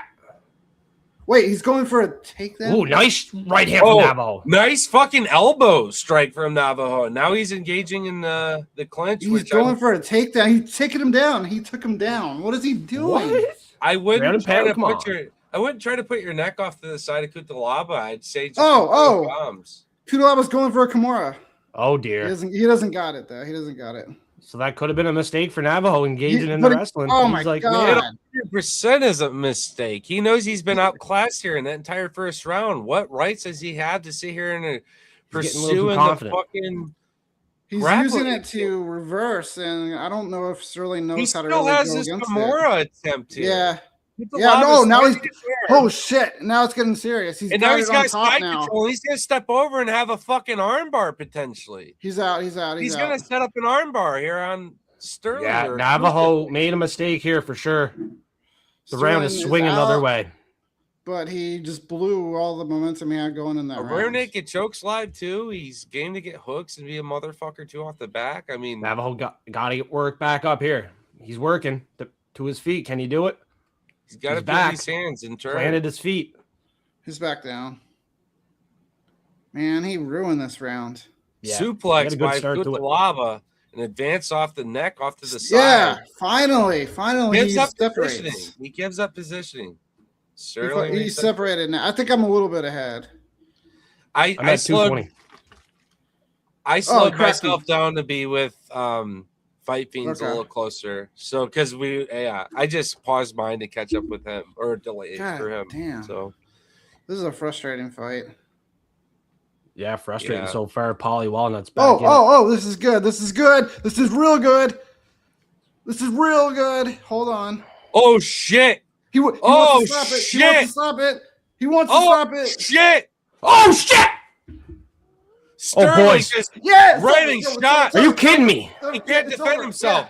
He can't defend himself. Boom, it's over. It's done. It's done. The Yeah. round 2 knockout prop hits. The round Yeah. 3 knockout prop hits. Let's go. Yeah, him Nice. standing up and swinging was the smartest thing. I can't believe he engaged in the grappling and almost got fucking Kimura. Like I would have lost my shit if Sterling choked on his own knockout. It's almost like Mullins earlier. Hey, Like, what It was interesting that when he just stood up after he kind of like got that sloppy reverse on the takedown against the cage, he just stood up and it seemed like Kutalaba just didn't have anything left, and then he just went off on him against the down. Yeah. F3's here. Are you guys? I'm getting a lot of like. Oh, Are you guys good? Oh, Wally's here. Audio is good on my end. Like, we don't have that issue. No audio issue, but there's Walnuts. Yeah. Fuck the Knicks. I don't know what's going on. Hey, don't say that. The Knicks. It might be my side again though. Polly, don't say that. Knicks are hot. Can say World my champs, name? baby. I can hear you, Polly. Oh, wait till Tim comes back. Yeah, y'all won't do that, Polly. Now my audio's gone. What the hell did you just say? What a call. Round 2-3 punch for Navajo. Quarter unit bets on the 2 KO, 3 KO. We hit one of them. Unit and a half back on that quarter unit play. Oh, what the? Polly's back. Tim's back. There we go, boys. Polly, what's up, Polly? Sorry, I think that was my Wi-Fi because my feed on the fight stopped too. So I think my Wi-Fi just had a problem. Polly, you there? What's up? What's up, Polly? Hell yeah, baby. I couldn't help but notice you didn't have any World Cup bets today, Polly. I would have been on Netherlands. I probably would have been on Germany to draw. Oh, interesting. You would have been on the people that won after the fact. Okay. No, I would have been, no. I said I would have been on Netherlands to win and Germany draw. Like Germany won. Draw. I got Yeah.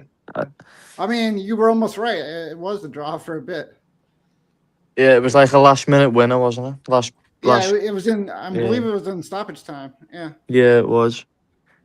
And then what scores this game now? The Ecuador game. I don't know. I don't know actually. Let me look it up real quick. So, boys, I got the long shot parlay and the cash out's I was probably $100. I was probably gonna do draw on this game as well.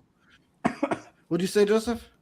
I got a long shot parlay with Santos decision, Bia submission, Oliveira KO, Navajo KO, Levon KO under 1.5, Magomedov finish. This is all picks from Prop Fiends. I just parlayed it all up, and all what I need is Horiguchi submission.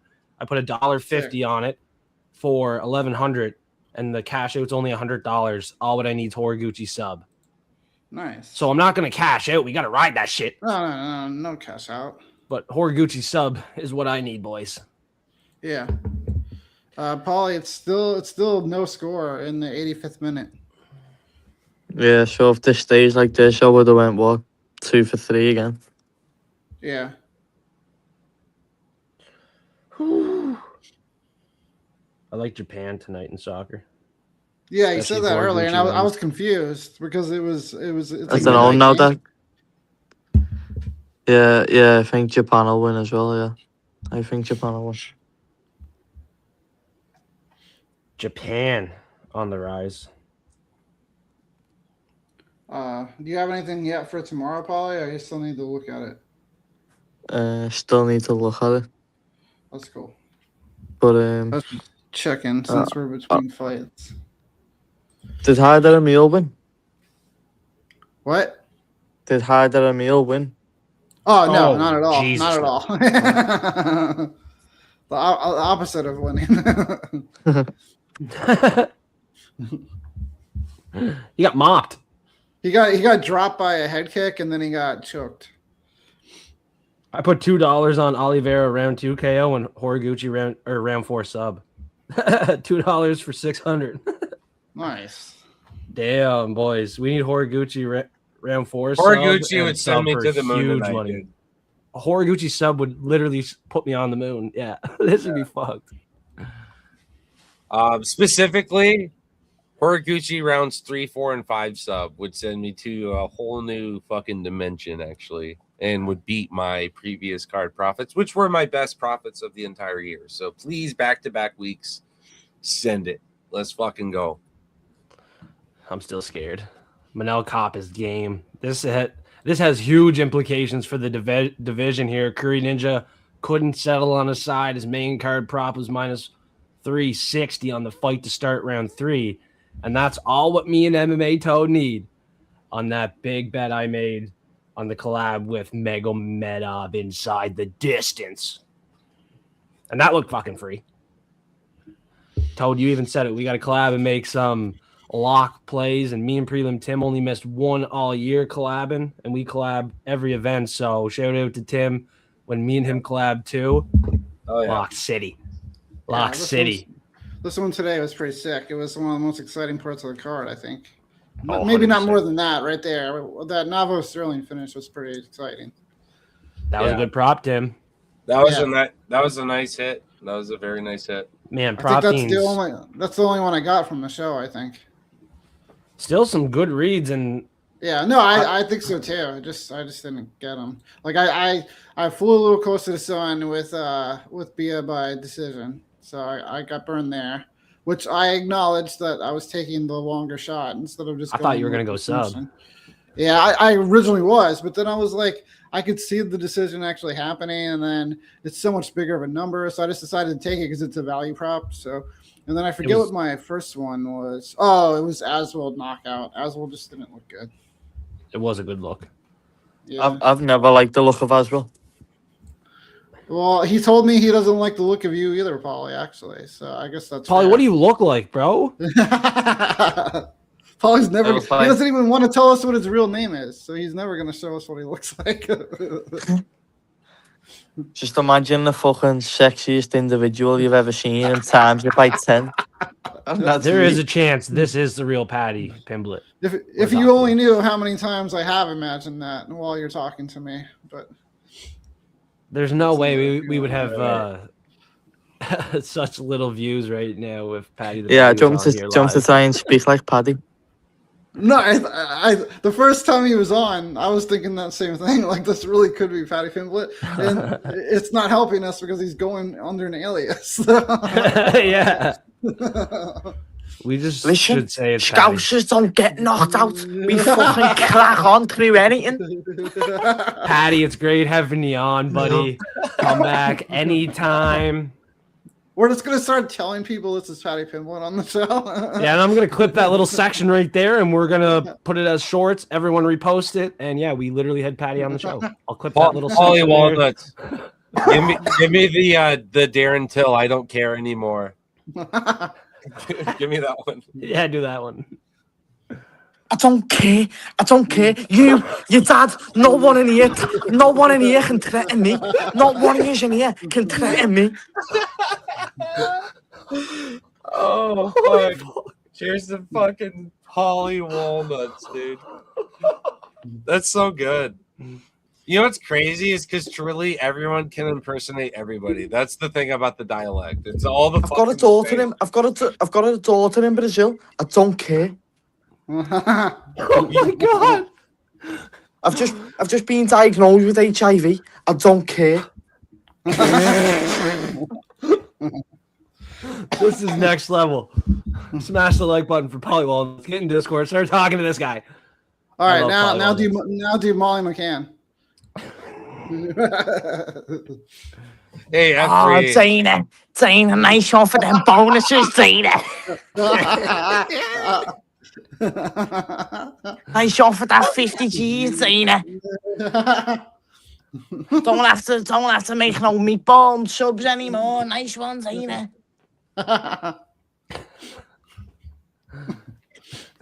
So Paul, you got a new car recently? Do you want to talk about that? Yeah. Big boy range. And you're learning how to drive it, or you do know how to drive it? Yeah, I know how to drive, yeah. I thought you were just learning. Like I thought you showed us like a picture where you were like taking your test the other day. Oh, yeah. Passed it, though. Oh, okay, yeah, because I think you're only like 15 years old, right? What? 21. Oh, are you 21 now? I thought you were 20. Yeah. Okay. No, 21. I was actually joking about the 15, but Yeah, that was a good joke, Tim. so in England, the legal drinking age is what, 18, correct? Yeah. So 21 is not a big deal for you, like it is in the United States. No. Dude, I got way more drunk when I was 18, 19, Well, yeah, and 20. Me too. than Me too. But I, I'm just saying. ever got drunk when I was 21, 22, No, 23. I haven't drank since I've been 21. But, I know. It's like, that shit. Well, people in England, are people in England are drinking alcohol at age 12. Yeah. When I went to Ireland, there was this day.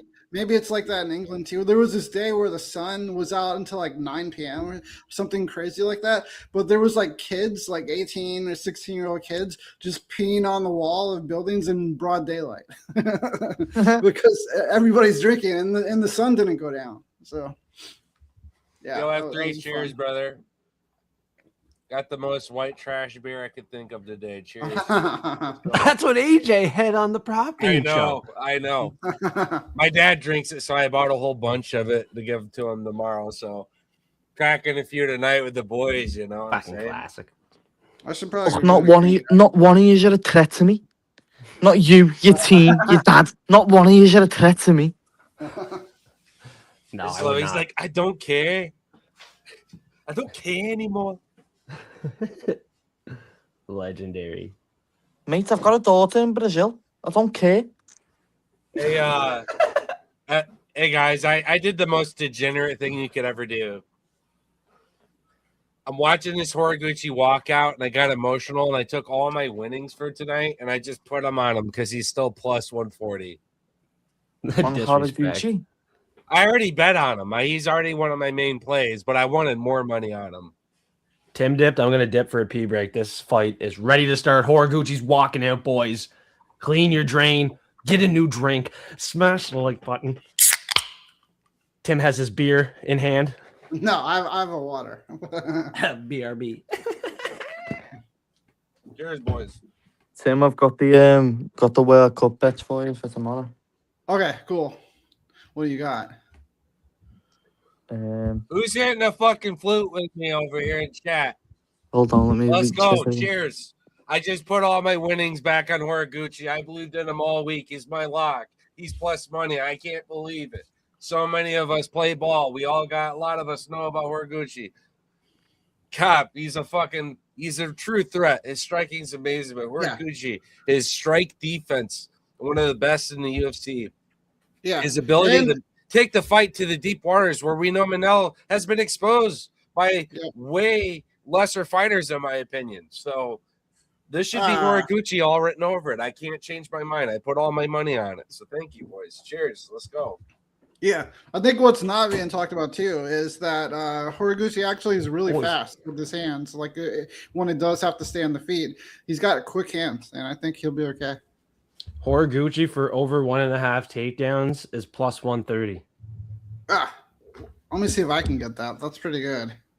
Should I drop a unit on that, boys? I mean, I would. 5 rounds is a long time. Oh, he just needs 2 takedowns, plus 130, Horiguchi. Right. A unit for 2.2 units back. I feel like that's just a sharp 1 unit bet you take. Oh my God. when you're up a little. No, Dude. my book sucks. I can't go. Horiguchi rounds 3, 4, and 5 send me to a new dimension.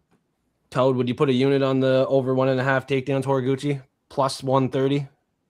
That's a great prop. It's a great prop. It seems sharp, and we'll do it here live. That should be the free I play. think you should do it. Do it, Tim? I can't do it, but I think you should. Yeah, my book doesn't have it, and I only have one book. So Okay, I hit it. 1 unit. Wait up, dude. 1 Dude, unit your for like. props are fucking stupid. I don't even get plus money until I get the 4 takedowns. How the fuck do I get 2, dog? Should I double down? Should I put 100 on it? 2 units? Yes, please. I'll Venmo, dog. Please. I'll Venmo, dog. So 2 units on Horiguchi over 1.5 takedowns plus I'll 130. fucking cash app you right now. $100. Yeah, no way this ends like Zahabi with that over 1.5. This seems good. I'll square up with you, but I got 100 on it. Okay, I'm dropping another. Send that fucking missile, son. Let's go. I appreciate you. And then it's kind of money back if he doesn't get the sub, but he gets the takedowns. Mm-hmm. Okay. I like the Horiguchi. I like Horiguchi. Boys, I want both. I want 2 takedowns and the fucking choke by rounds 3. I think it's totally capable. I think we're already there. And if by God he hits the knockout, I hedged it. We're all right. The money line's the missile. Just win, no matter how. If Manel wins, I'm out. I got him on a combination knockout. That's a slight hedge for some kind of payback. But no, my missiles are looking for a 15-unit night. A 15-unit night if I can get Horiguchi, which will be my new best event for the year. Yeah, Horiguchi sub would be a highlight of the year after that Gaethje KO, especially. Tim is on Horiguchi. Good luck to Toad. Good luck to Tim in this one, boys. Looks like we're all needing that subs. But it's all because of those second round call-outs, the lock dog. We talked about Sterling. I was able to build this missile with you guys. I appreciate you. I took a little bit at the beginning, and we snowballed it a bunch. And then I had existing. So the only reason why I had a little faith in Sterling KO was because Tim was like, I'm giving that as a prop. And then I talked about the odds being most likely for Navajo Sterling by KO, and then the 4-1 for the decision. So we talked about that too. I got worried he'd choke the finish, dude. Love to hear it. Love to hear it. Yeah, that sub was close for Kudalaba, boys. That was something else. What a fight. Mm-hmm. Yeah. We got another good one here. Dude, his combo for me for that, I was sweating 17-1 for a Kudalaba hedge submission. Oh, it's so live too. Look at it. That's all of his fights are. I thought Sterling was fucking up by wrestling. I'm not lying. I was so mad at him. Yeah, it was bad for a minute. He almost got fucking The Kudalaba beat Sterling. He almost. No, he had him in some bad positions, but he lost. Yeah, he had him in some bad subs. Tim, final call on this fight. Start. Yeah, I'll ride with. I mean, I'm just going Horiguchi in general to win, but I'll ride with the submission. Like round 3, round 4. I love it. I think Horiguchi's gonna win. I'm fucking croaking on my boy Horiguchi. Oh wait, Horiguchi, give me Manel Cop in round 1. No, please, no. Just kidding, Paulie. Smash that like button. Subscribe if you have not yet. Well, that's why I say Manel Cap truly is a hedge with his knockout props, right? But it's Horiguchi probably via submission, probably via 3 or later in the fight. I'm expecting, especially at this weight class, these two, how vet they are. We got to probably see at least a 3rd round, I'm thinking. Boys, it's 3 a.m. What was you going to say? Did you see Ecuador and whoever, however you say the other country? Nobody scored and it went full time. Yeah. I fucking bro, that was 9-1 as well. Horiguchi, and we're going to the fucking moon, boys. Let's go. This is fucked. If Horiguchi gets the sub, like I'm actually gonna cash so much money right now. Over Hope you over do. 2.5 too with the Toad code, or not the Toad code, the Toad collab. We Toad got that. code. I I like gotta go that. with- You gotta- That sounds if cool. you don't use that Toad, you got to start using that. Toad code. Yeah. What is it? Hey, hey, Polly's hand. Look at that. Toad What's code. it called? The Toad code. The See you, Toad Polly. code. Or just Toad code I'll sounds talk to you cool. tomorrow. Do I gotta have a Toad hacking into some shit Hey, like the I see his mainframe? face. Toad will have to like doing some numerology and gematria and like some crazy wild Look at his face, crystal Joseph. ball shit. I'll just go record my MDF and get all the like switch gear and network equipment lighting up and have a little thumbnail called Toad Code. You see his face, Joseph? His face is stuck up in that photo in the top. Polly's face is in there. Oh shit, where's his face? It's frozen. It's frozen. It's stuck in I don't there. really see his face though. Wait, I'll show you. I see him like his face is clipping off to the right of the poly walnuts. That's hilarious. Yeah. Here we go, boys. Final leg. Horiguchi sub for a huge long shot win. He really does look like a Scouser. He's the real deal. Uh, Does All everybody- right. Let's see if the Unk at the barbecue shows up against the Unk at the barbecue, because both of these guys are fucking vet. The winner. I love. We were talking about this potential rematch when he came back. Yeah, the winner will get a title shot, I would say, boys. Right after this. Instant title shot off a win here. Huge implications down the line. We're 30 seconds into this round, and Horiguchi sub would be next level history for a bet win for me for sure. yeah, Sensational. Starting easy so far. Look at these feints. Look at these reads that Horiguchi's making. These moments where he plants his feet and gets low to see if Cobb's kind of reacting. He's setting up his takedown. He's looking at the timing to cross the void. He's setting all this up. I want to talk about the betting favorites versus underdogs leading up to this point. We had a favorite, and then the underdog in Borjas. Favorite, underdog in Raposo, underdog Bolanos, and then the 50-50 fight with Luana Santos, two other favorites. So we could be due for a dog, and the price is just disrespectful. Horiguchi won the first fight. Did you put any on Boras? Me, no. Yeah, Oh, no. at 5-1, I'm like, dude, he's fucking live, but I didn't believe in him enough to do it. I I really did a liked lot. Lima. I was surprised by that. I liked Same, Lima a same. lot today. I was Lima by knockout or decision. I thought he had a shot at the submission. It was plus 400. I only put a quarter unit on it, but that's a big number. And I think if it actually went to the mat, I think he's so much better. But it never did. Yeah. Yeah, I that was a good figured look, they'd too. be striking the whole fight myself, but yeah, no, he is live. He's got good grappling. He just sadly doesn't activate it himself. He's too technical, and he needs to loosen up and unload more and get better volume. He has the better strike accuracy, and he's blocking a lot of the heat, but he's losing fights due to inactivity, bad volume. Yeah. You can't allow a guy to step in and swing 5 and you struck 1. That's why you lost. Is Andre Lima the guy that got bit in the arm? Yeah. Yeah. Debut? That's the same guy, right? Yeah. He's been a little inactive, so I think he'll be Yeah. back within 3 months. Be more active now. He's still young. He'll be He'll back. build off that. He'll be back in Noche in September. Yeah, he'll build off that. I like Lima. Just a little bit of an off night. He'll look back and say, man, I could have won that one.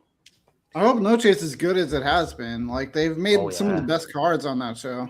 They've gotten a lot of talent that I think will represent Noche in the last couple years. So Yeah. fun. And you got some awesome vets at the end. I'm expecting a Brandon Moreno retirement at Noche potentially. Oh man. Hey, Pauly's back. Let's see his face. I think we're going to see saw it, you. boys. I saw your face, Loading. Pauly. I took a screenshot. I have your face forever now. Minute and 30 left. Round 1, and they are striking. And you got to think this is the most dangerous Manel is Here we go, potentially going to Joseph. be between rounds 1 and 2. And so far, Horiguchi's dealing with them. Yeah. No takedown Wilson attempts is until involved. now, really, from Horiguchi. He's trying for one, but nothing Yeah. serious of a takedown attempt. Just kind of engaged a bit. Yeah. So on that over 1.5, I would have liked to see a takedown here in the first round, but we got a minute left, boys. Takedown early would have been nice, but Horiguchi's playing on the feet with him, which might not be the best thing. Cop has landed some good shots. Yes. It's all right. I don't mind it in the first round. Like, make him respect you or not fully expect all you're going to do is try to take him down and then go for it in the later rounds. Yeah. Later in round 1, we're starting to see him engage too with these takedowns a bit, but I like this body kick Horiguchi's beautiful. Because even when Manel's blocking it, he's getting him to drop his hands, and that kind of impact can really start to stale and harden them things up where you're not fishing for the knockout. Yeah, you hurt one of those forearms or something. You're not looking for a knockout. You're looking just to get out of the fight. So, I think he's gonna get it. I think that's a takedown, Joseph. I think that's one. Oh, under 20 seconds to go on my clock. He got the takedown. I do believe that should be a takedown, but yeah, he got top control, so I think it's a count. Yeah. Second round, made a mistake shooting that guillotine. Round. No way he was going to get that. So let me check on ESPN just to confirm, because sometimes they don't score these takedowns, and it's like, fuck, they got a takedown. It says 0 for 2 here, 1 for 3. All right, 1 for 3 on takedowns for Horiguchi. We got 1 in round 1. We need 1 more to cash. I think it's shooting fish in a fucking bucket, son. That's why I sent the fucking choo-choo train, like, it's only Trailer Park Boys. You sent the little train from Canada to North America through Michigan, and I sent it right back. So we got $100 US that are capping. Oh, baby. Let's blow the sound of the train whistle. That's a fucking easy play. Plus money. I couldn't do it till I got 4 takedowns. Canada says, fuck it. Hold my beer, boys. Here, I just need 2. Or my beer. Shout out to the live chat. Did you see, Joseph? Did they count that as a takedown? Yeah, 1 for 3. So I guess he shot 2, but they weren't really. Yeah. Real. They were tests. They were feints. They weren't committed. Exactly, feints. He didn't commit and drive and all that he shit. Didn't. I can't believe they counted them. I was like, what? 0 for 2, and then it was like 1 for 3. The only time he really shot a takedown, he kind of got it. Yeah, it shouldn't affect him too much. On the feet, Manel Kopp is leading the dance here, but the leg kicks of Horiguchi, especially to that liver midsection, that's going to play a big factor of this fight. That's how he won his debut in the UFC. He sat down Tagir Ulanbekov with that liver kick, jumped on the sub pretty quick. So let's see if he can go back to that kick. I really like that from him. That was kind of a dangerous kick from Kopp, but Horiguchi seems okay. I love Horiguchi when they get scrappy and they're falling forward and they're getting messy. Like Manel's, that's where I think Horiguchi is so live in these fights, is his ability to mix it. If Manel doesn't make this a striker's delight, I think he easily loses this one. This is a fun fight. Yeah, he's got to keep the range. He's got to keep it striking, but it doesn't mean Horiguchi isn't live for a knockout of his own. He's got really good power. His striking is both defensive and offensive. He's just so well-rounded. I can't say enough great things. Do you know where Manel Kopp trains? I forgot to look at that, where he's currently training. Take down. No way. We got it. Yeah. Hell yeah. Is that a takedown? He kind of caught him with the punch, though, He kind of caught him, but, I mean, he's off a 3/4 mount. He's scoring that? To me, he struck and then wrapped around him and fell forward. So they got to score that. They scored that takedown. They did. We got it. Hey, Cassius, let's go. Fuck, man, that's nuts. That easy? What? I want to tip you for your services as well, my good sir. So we'll figure out what that looks like. But I appreciate you, brother. Yeah, boys. I don't take bets under plus 100. There, I took it at plus 130, and it definitely was a sharp one here live on the show. So thanks to Toad and Prelim Tim, hype me up to do it. Yeah. Hell yeah. I'm glad to be a part of it. No, thanks for hopping on. Thanks for hopping on, Tim. Good seeing you, brother. Yeah, good seeing you. I would have taken that bet too if I could, but I'm in Orlando. We only have one book available because our government's stupid. So it's not on the one book that I have. Toad, I'm telling you right now, bro, if Horiguchi gets the submission, you got to get some MLB hats. I will personally send you $50 to buy an MLB hat, couple hats or something. Yeah, I got you. Hey, check this one out. I'll show you one real quick. He's kind of going for the head and arm now on Manel Kopp here. Half a round left, round 2.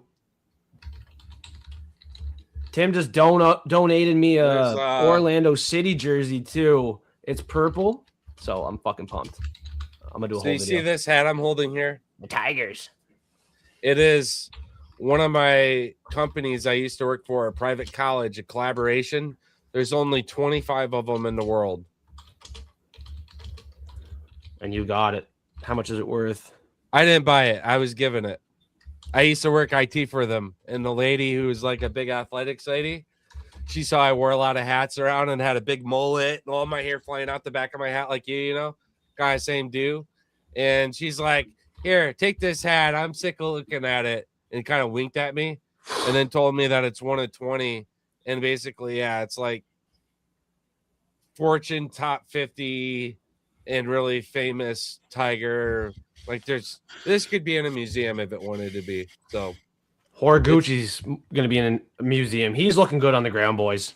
We got to call the fight a little bit too. Beautiful beautiful round 2 from Horiguchi.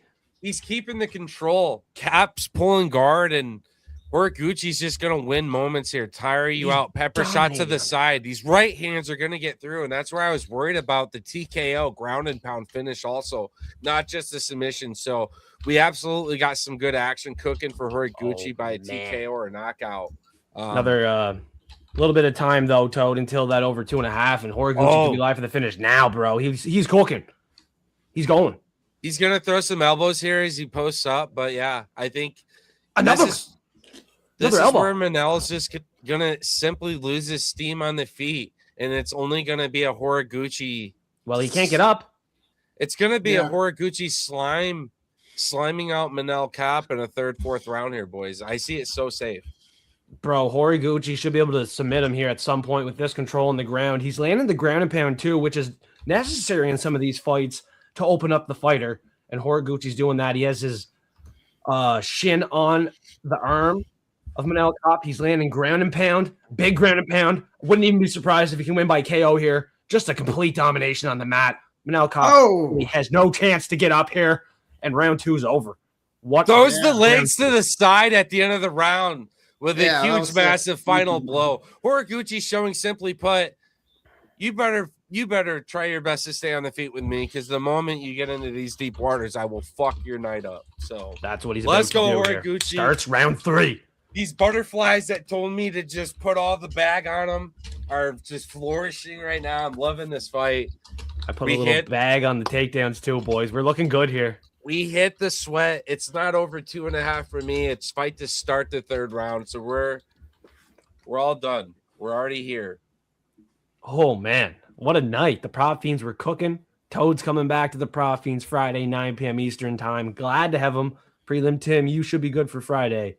You're there every event, eh? Hey, with all your graphics and tools and shit, you gotta make like toad legs, like frog legs, but toad legs. We'll do some long shots. The deal with a toad leg is it's got to be plus 1,000. Well, what I say we do next event. Huh? What I say we do next event is mix in the Toad with the Fiend and the Prelim Tim. We can get a little 3-leg collab going here. Yeah, let's do it. Because we're all going to be on Prop Fiends. We're here now. So let's do a little collab, 3 of us. And then me and Toad will do a collab, and me and Tim will also do that Prelim Power. Check out Instagram because Toad's there. Tim's there. Great content. We're collabing, boys. Oh. These guys are throwing stuff. Oh. Yeah, they're throwing here round 3. Horiguchi just landed a nice kick, just threw a nice kick. Followed it with the left too. Manel trying to gain that center of the octagon, but make no mistake about it, Horiguchi's going to cross this void, and we're probably going back to the ground at some point, I'd have to imagine. Yeah, hopefully, because Horiguchi's playing with danger. Horiguchi connecting with some nice right hands. Manel tattered, bounced off the cage. Wow, the right hand.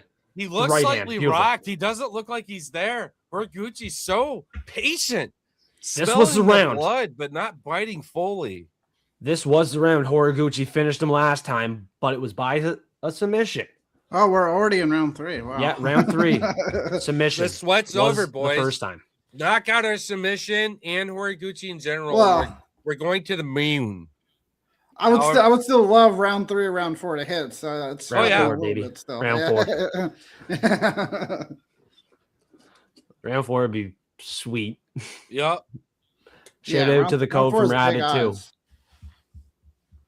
Come on, Horiguchi. Horiguchi playing on the feet right now. The thing Nice. with To go. Manel, the thing with Manel, he's always got a striker's chance, doesn't he? Mhm. I mean, he's Yeah, just, and Horiguchi's really giving him a shot in this round too. yeah. Why threaten the path of least existence? You know, like or resistance. Like Manel's obviously live on the feet at any time in this division against anybody. Horiguchi did great with his grappling. I'd love to see him go back to it. Get in a clinch. He struggles there. Oh, Cop fell. Oh, he didn't capitalize on it. Horiguchi's still good on the feet. He's backing up. What's wrong with Cop though? I don't think he has his footing. Cop I hurt think his he's shin. still hurt. Cop hurt his left shin. Cop hurt his left shin on a kick there. It got checked by Horiguchi. Horiguchi's not throwing anything. Get him. Test him. Cop's left shin completely compromised. Got checked on a kick there. He throws he got hurt. He got hurt. Oh no. Who's hurt? Horiguchi? Yeah, Horiguchi. Cop? Oh shit. No. Cop's Trading too much. It was the right hand. Yeah, he's on skates. This isn't good. They're on the ground. Oh, Cop's going for the knockout here.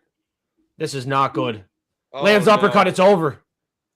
Oh no. Starboy Manel Cop takes advantage. His shin was certainly compromised though Ah. before that, so he really put it on him.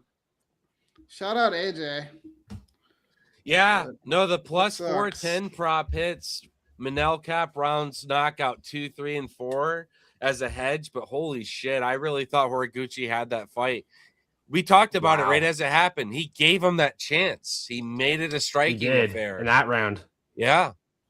He did Bad not go round back three. to the grappling. So Damn it. Cop is hurt with that shin. overall a successful night and definitely a good bite back, but no, the Horiguchi confidence in this card gets zapped by a otherwise very good upset. It was it was a favorite to the bookies, but truly I think most people could see that is an upset. Horiguchi had this messed fight. around on the feet too long in that round. though. Yes, yeah, exactly. Yeah, got caught with the right hand, put him on skates, and then a nice little uppercut on the ground there. Yeah, then Manel he was Cop out, went but for he it on hit the ground. Yeah. Well, at least you hit that takedowns prop. Yeah, the takedowns prop before the show. Takedowns was a perfect. great prop. Plus, I had the hedge. The only hedge I had was Manel 2, 3, and 4 knockout, which was a very good 5-1 hit. So I'm happy overall, and we're still good. But man, Horiguchi would have sent me to the moon tonight. Yeah, for sure. Cop's always live. Chris said it. Yeah, we talked about it too. Cop is always live on the feed. said it right before it took off. I said, Fuck. can we not stop and respect that at any moment when Manel Cop is striking that he has a shot in this fight? And there you guys go. I mean, go in with that mindset and look at live props. You probably could have got Manel at plus 300-400, I would have imagined, right before the knockout. So hope you guys cash. Hope you guys hit. We had some round, sharp hits. What about that collab? Did that hit? That over 2.5 was almost the finish, dead on, over 2.5, right in the middle of the round 3. So I think it was near the end of round 3. I think the over 2.5 is good, Toad. Yeah. On this one, but we'll see here in a minute. Hopefully it's over 2.5. Well, I like that leg. good for him to get this one back and make it, 242 1-1. again.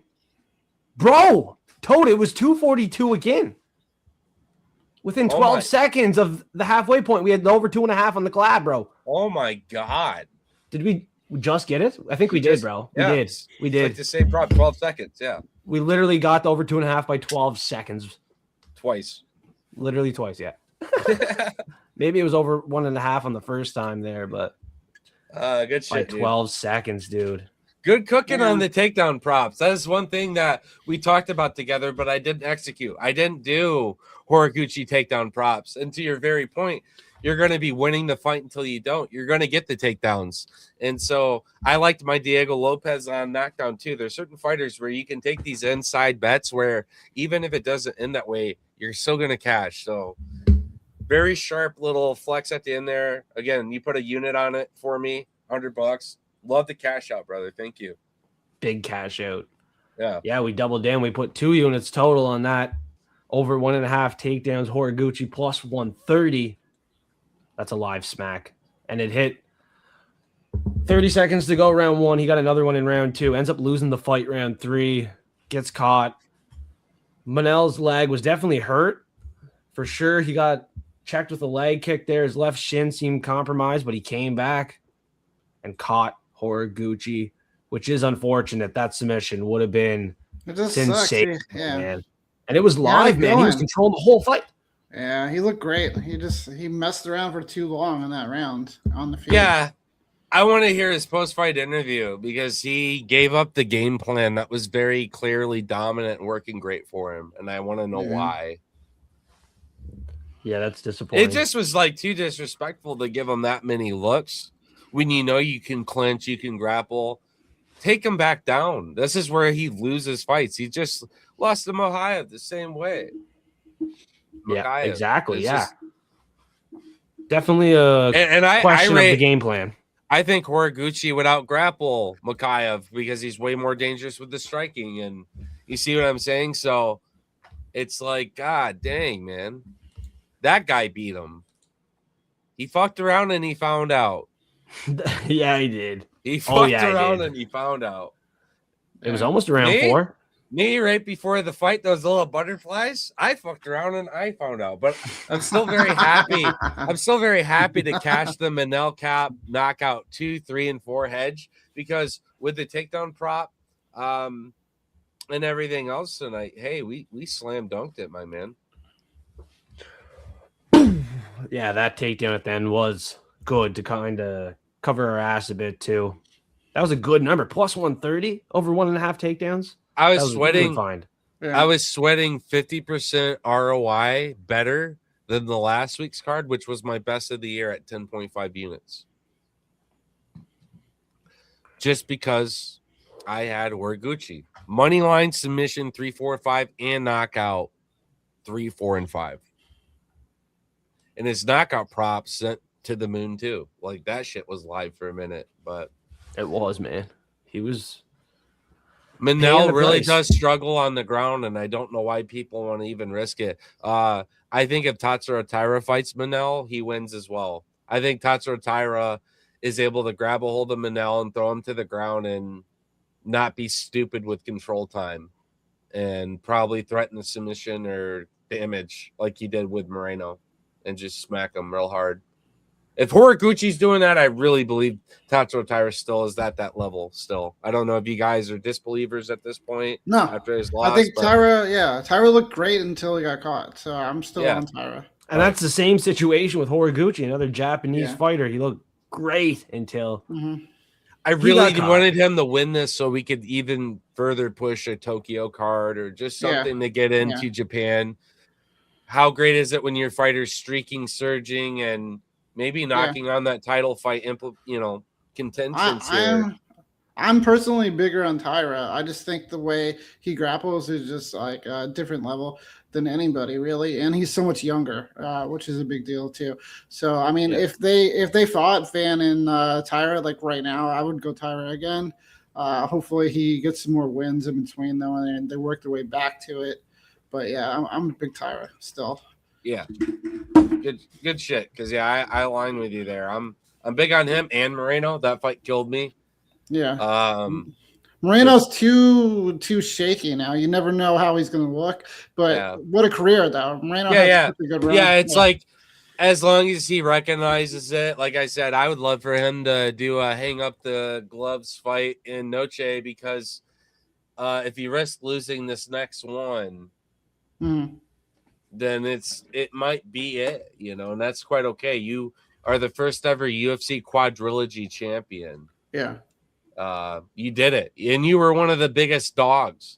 When he pulled the first upset and the first draw even, it was like David and Goliath memes and comparisons. Figgy was on an absolute fucking,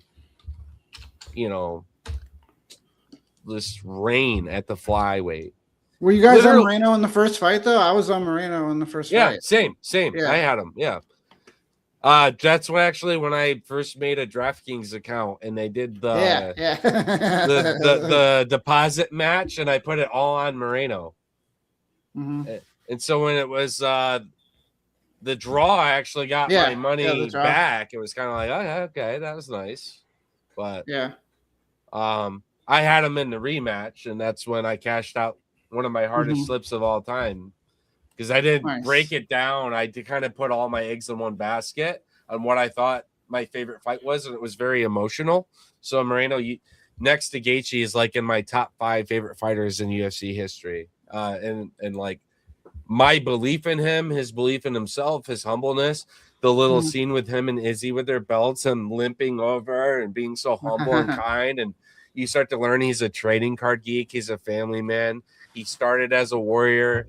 He finished as a father. You know what I mean? His intentions and what the cage changed as a father, and he was still so fucking cool about it. And yeah, he's Mr. McLovin at the flyweight division. Get fucking used to it. That's my boy. So, right there with Gaethje, Moreno, right up here to me. One of the biggest PCs in the world. I got it of Brandon Moreno. That Noche event will be fantastic. We talked about it a bit tonight. I think he will be on that event too. Can't wait for that one. Yeah. And then McGregor's coming up too, boys. We got some. Let's theory craft what we could see on that card, right? So you're going to see Alexa Grasso. You're going to see, if your Rodriguez doesn't fight by then, cut his fucking inactive, stupid ass. Like, yeah, where's he at? What sucking dicks in Chicago? He ain't doing shit. So, your Rodriguez, do something. Get over there. Ignacio's ready. He's going to be over at, Noche. He's looking to make a big comeback. Manel Torres will be there. They might send Officer Drew Dober in there to investigate, and all the ice memes are going to break out. But then, what else are you thinking we see on this card? I know Murad memes Lopez. About being, Lopez for sure. Lopez in the main. Gene Silva potentially making a return. The Braves, are they playing tonight, Tim? Yeah, they already won. They were playing earlier today. I had the Braves hat on just because it matched the show, and then Paulie chirped me. Yeah, they're playing Milwaukee again. They won. Chris Sale was pitching, so I thought that was a pretty solid play. Jays won too. Yeah. Comeback win too. They were down. Near out. What's going on here? I have to see if the Pirates are okay right now. Pirates win, yeah. The Tampa Bay Rays were my was tied last I saw. Rockies 2-1. Only the 5th though. Ah, god damn it! Come on, Pirates. I ran the same parlay on MLB. I had the Marlins, Rays, and Tigers again, and my most confident pick, the Rays, missed. Like, fuck. Yeah, I mean, Nationals are tough. It's hard to say who's going to win those games, I feel like. Hey, I got a random 3-leg from Freedom 250 that I made, and it's that Poetan and Gon didn't go to the judges, and the next leg is Benoit Saint Denis. Benoit Saint Denis. Is he fighting at the Baku or McGregor return? I think it's McGregor's return. Yeah, he's fighting Patty. The thing is I'm going to go by both fighters by finish, but as a parlay piece, he's already covered. And I'm going to do a double method with Patty because I like Patty's striking. Denise is getting clapped by Dustin with the boxing and shit. I like Patty on the feet being a weird weapon, but the grappling game that Benoit drowns these guys in, Patty's very good there. He's very live there. So yeah, he is good. I love this fucking matchup, and I asked for it like kind of a year ago or two when it was a total ranking opportunity and fair because Benoit hadn't quite defended his ranking. He had only fought up in rankings, right? And so Patty kind of new to the dance up there as well. Stylistically, both live. It's almost like a meme though to imagine this Secret Service military badass fucking French forces dude versus some fucking scouser that loves Big Macs and video games and loves food. Yeah. So just it's just two different monsters in their own regard, but somehow Patty's a gangster still on the end of the tunnel. Going into the fight, Patty's still a gangster on one end of it, and it's weird. I really thought I heard so many people saying Patty was going to get frauded out after the Gordon fight. We didn't even think he'd be fighting Gaethje. We didn't even think he'd be fighting up here at this fucking level. Like, we thought he'd be fraud checked a while ago. Honestly, Gordon got robbed of that fight, and we know his ceiling. We thought he had been dealt with a while ago. And I kind of just like the whole Ilya thing, had to tell a bunch of Patty Pimblets that, hey, I'm sorry, but I doubled down on the Gaethje knockdown, which he connected with that uppercut, and we doubled down on Gaethje. And so, yeah, dude, that guy's been hammering me. But it was the first time I didn't bet with Patty. I bet for Patty every other time, and it helped me a lot. Patty's made me a lot of money with his submissions and shit. So I got a good PC on his rookies, and I love Patty Pimblett, man. He'll go down as one of the best prospects to have ever flourished in UFC history. They're not all going to be the level that Conor McGregor got to be, but Patty, it has his own aura. He's not literally putting a fucking snake thing down his spine and trying to copy all of his mannerisms. Patty is his own self, and his own self is all the world needs, because it's actually pretty wholesome. Patty goes to a fucking war, and he's bringing out little Sophie from his neighborhood cancer association, and Dana's like, whatever the kid donated, I'll match it. Like, it's Patty's trying to always promote good shit that you don't really see as many fighters actually do. That's true. I don't know. He's kind of like the Roxy of dudes in a way. He's all peace, good, and love and vibes. I love Patty. Always will. Fan favorite of his. Tim, MLB picks tomorrow. You got any? Not yet. No, I gotta look into it. I think he wanted like World Series, so I gave him what I thought about that. But as far as just tomorrow, I don't have anything ready yet. The only thing we're brewing up is beers and vodka drinks, Paulie. The Brewers don't have a freaking chance. Yeah, I don't think the Brewers are World Series, but they're good. They'll be in the playoffs. They have probably the best pitcher in the league this season. So, yeah. Probably Dodgers again, honestly. Yeah.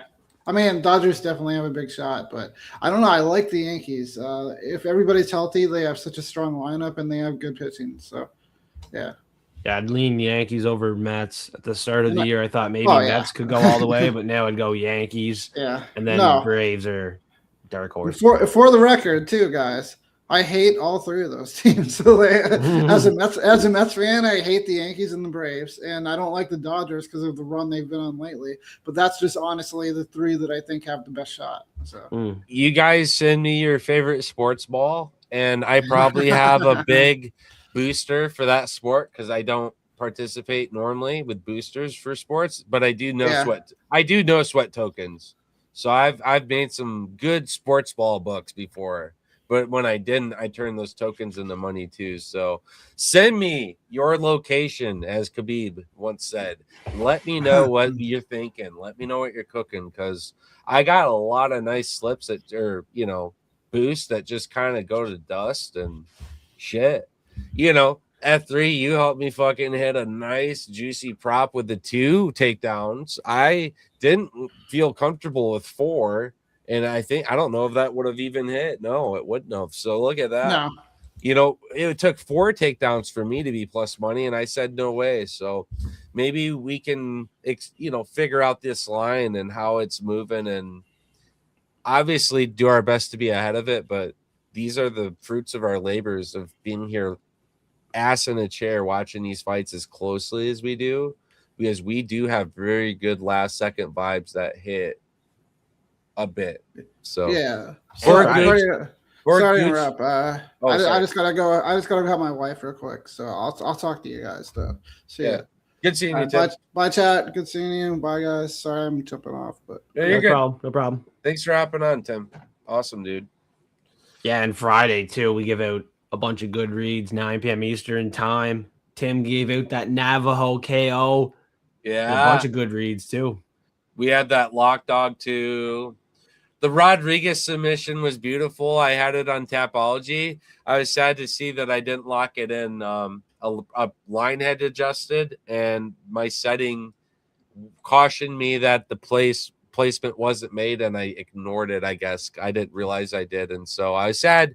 It was a 6-1 prop we had called out also for the Rodriguez, but nonetheless, dude, I'm happy. I'm happy our first collab parlay hits. Congrats there. I had to By sweat. 12 seconds. Yep. I had to actually sweat fight to start the third round. I had to sweat. That was a sweat. Not over 2.5 because I didn't get that prop. They wouldn't give it to me, but I had to fight to start the third round. So happy it happened because, yeah, these guys, the way they throw it, they are totally live to do this within the first 3. But we just respected the technical exchange and the previous knowledge on fighting each other and that history to say it's at least a mid-round finish starting, right? So congrats if you were with me rounds 3, 4, and 5, anywhere in there. The Manel prop, very solid to hedge. So I'm not too sad. I would have been sad if it was a submission fluke or a fucking decision. I would have been sad then, but no, we did all right overall, and I appreciate all y'all tapping in with the Toad, Tim, F3. You guys are a big part of this too. And your conversations may actually influence last second thoughts. If I see something enough that I believe in that I completely missed and it's in chat and you say it, I will message you directly and tip you for being sharper than me in something that was so obvious.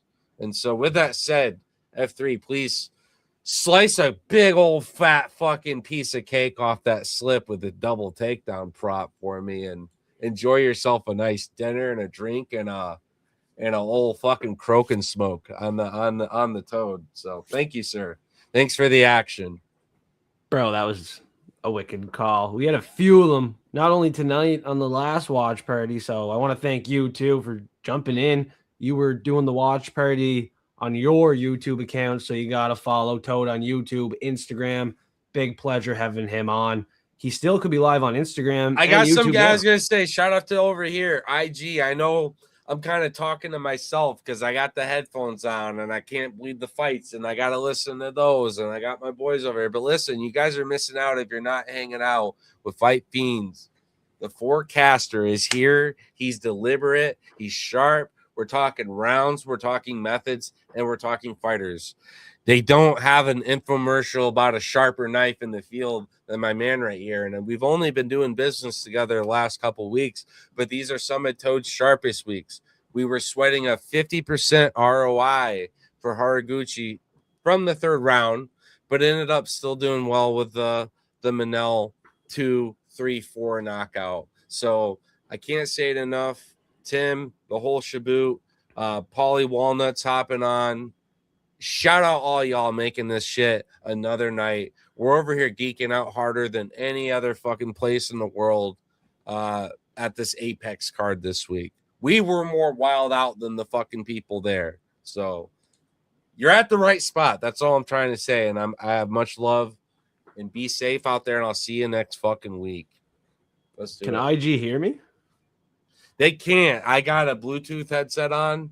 And I can't not hear that and then bleed. Yeah, so no, they can't hear you. They just hear me yip yapping to you. Oh. And then I'm telling them to come to you. So. And then they come to me and I tell them, also go to you. Nah, they're all here one way or another, man. We're going to build this fucking thing right up. Yep. And I already see my war chiefs and generals and goddesses in chat. I've been keeping tabs and, well, they're showing up for war, and you got to just absolutely give them that sugar show salute with that walk-off KO as we crush these fucking bookies. You've heard the Toad stand up and fucking croak and roar and get fucking crazy. That's because the exact props, the exact methods, the exact rounds that we call it on Tapology are hitting. I don't know what my ranking is. I haven't looked. I bet you I'm probably top 200 in the world this week on Tapology. Number 1 in my heart. Top 5. Top 6 for the 6. Repping Toronto. The 6. Yeah, mine's the 269. That's my shebang. So one of my homies helped build a company called 269 Cannabis. I like cannabis. Well, So do you. yeah, you already know it, dude. I'm gonna go smoke again after that pretty good night. I Yeah, mean, yeah. fuck the live reads that me and you put together, and then Tim coming on. Just a ton of fun, and sharp minds think alike. I at least called out how irresponsible it was of me to have my last second Oraguchi winnings with all the other all the other winnings. So it's just like blah. I really believe, but you can't tell me going into that third round you're not thinking to yourself, Oraguchi's fucking masterclassing him. Like, this is easy. Oh, he was masterclass, and I that think was kind of like I think an the upset call. for sure. I think the call happened, dog. I think the call happened. Yeah, it must have, because Horiguchi was dominating. Round 3, he just stopped wrestling. He had 2 takedowns, quite easy on the ground, complete control. And he was a very favored pick. That was an underdog this weekend. And yeah, an upset for an underdog that was plus 140. And the line went the other way. So looking at the odds, how confident we were versus the bookies kind of knew they were going to give us plus 140 and just not pay it out. As maybe a call was made, you never know. This is a $1 billion, $1 million industry, so you manage the bankroll wisely and always take fucking chances, because big numbers are just sitting there left, right, and center. If you don't take chances, you never fucking win, right? Risk it for the biscuit, as they say, and that's why. That's why. And shout out for acknowledging the fact that one of the best ways you do this is you look at plus value specifically. Shout out to you. No need to explain it further. You've been running your own ship here for a while now, consistently, and people know that how you do it. I'm the one catching up, right, with you. But I'm trying to teach and preach. Good on you for recognizing that sometimes it's not so crazy to be the dog every week and look at a bookie and look at what plus value is.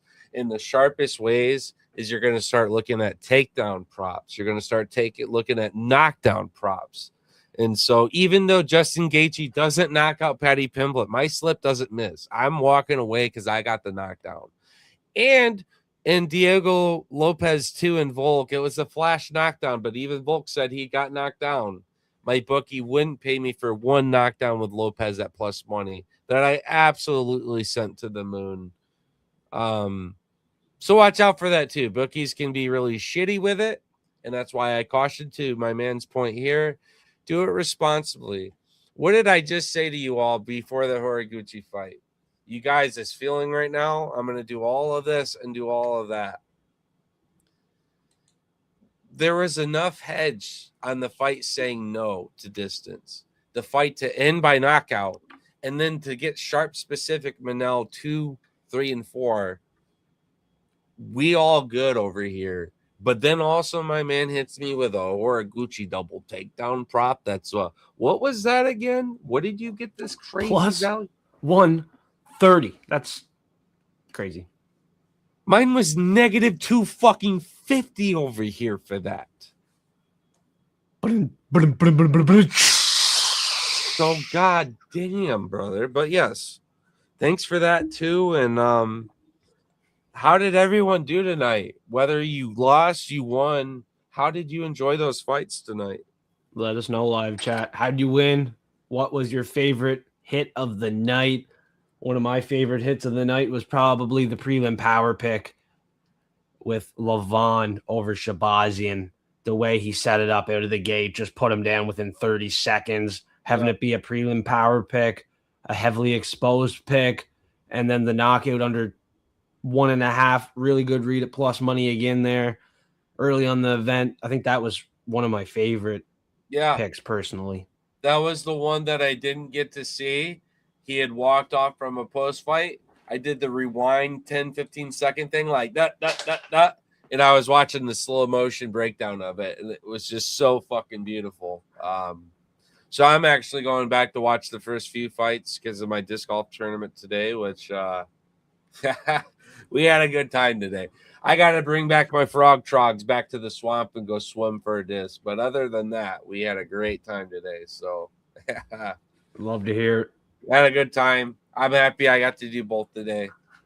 I live for this shit, but I won't live to do just this, if that's fair. Like, it's always good to have that work-life balance. I mentioned that one because there's so much hard work that gets put into this chair, the research, the knowledge, the bookies, the props, the changes, and then how do people cut? How do they show up? Where are we fighting in the world? Who's alchemated? You can apply yourself further and further to the rabbit hole to be at this level, but we try to do so much of that hard work for you guys to be able to hop on, have a good time, croak with us in the fucking chat, and we'll catch you up real quick with what we're thinking. And we played that game tonight, and guys, it did really fucking good. It really did. So good job.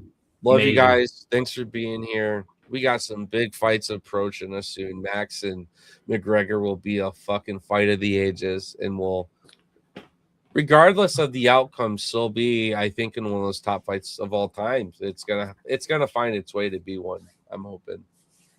Well, I'm gonna put my hands on the crystal ball, and we're talking about that UFC 6 cover curse. Alex Poton Pieta on the cover, and he lost. And then we got the other Ultimate Edition cover here with Max Holloway, and the former Ultimate Edition cover was Adesanya, who has yet to win. So I'm going to take McGregor, trust in the fate of the cover curse, and McGregor's plus money. The return of McGregor might be the most anticipated return of all of sports, and I'm going to be here for it. Every second of it, live for every single fight on the event. So will Toad. So you got to subscribe to his channel. Let's get him up to 500 subs, 1,000 subs. We're going to get to 100,000 subs before you know it. Hey, when they send you that little button, at what level do they send that button in the mail? I think 100,000. So we definitely have some work. How about we get my boy F3 up to a fucking 100,000? Start clicking shit. There ain't enough of you making multiple accounts using VPN systems and alternate email addresses out there running the game like my boy Fiend is. He's doing all this hard work. He puts in time. Why aren't you? If you ain't on at least 20 fucking accounts up in this stream blowing it up, having all the fucking tisms with me, then I don't know what you're doing, man. Get in there, get out, show up. He's doing so much to make this thing happen weekly. And there's so many parts of the show. I get to show up for a 1 or 2. I got to show up here and there. My man's driving the fucking ship every week, every time, every day, making the graphics on time. Give him a goddamn flower. Click shit right now and blow up this chat. Hit all the algorithms. I'll keep hitting the tisms, and let's cash the fuck out with y'all. Let's go. Much love. I appreciate you, brother. Much love.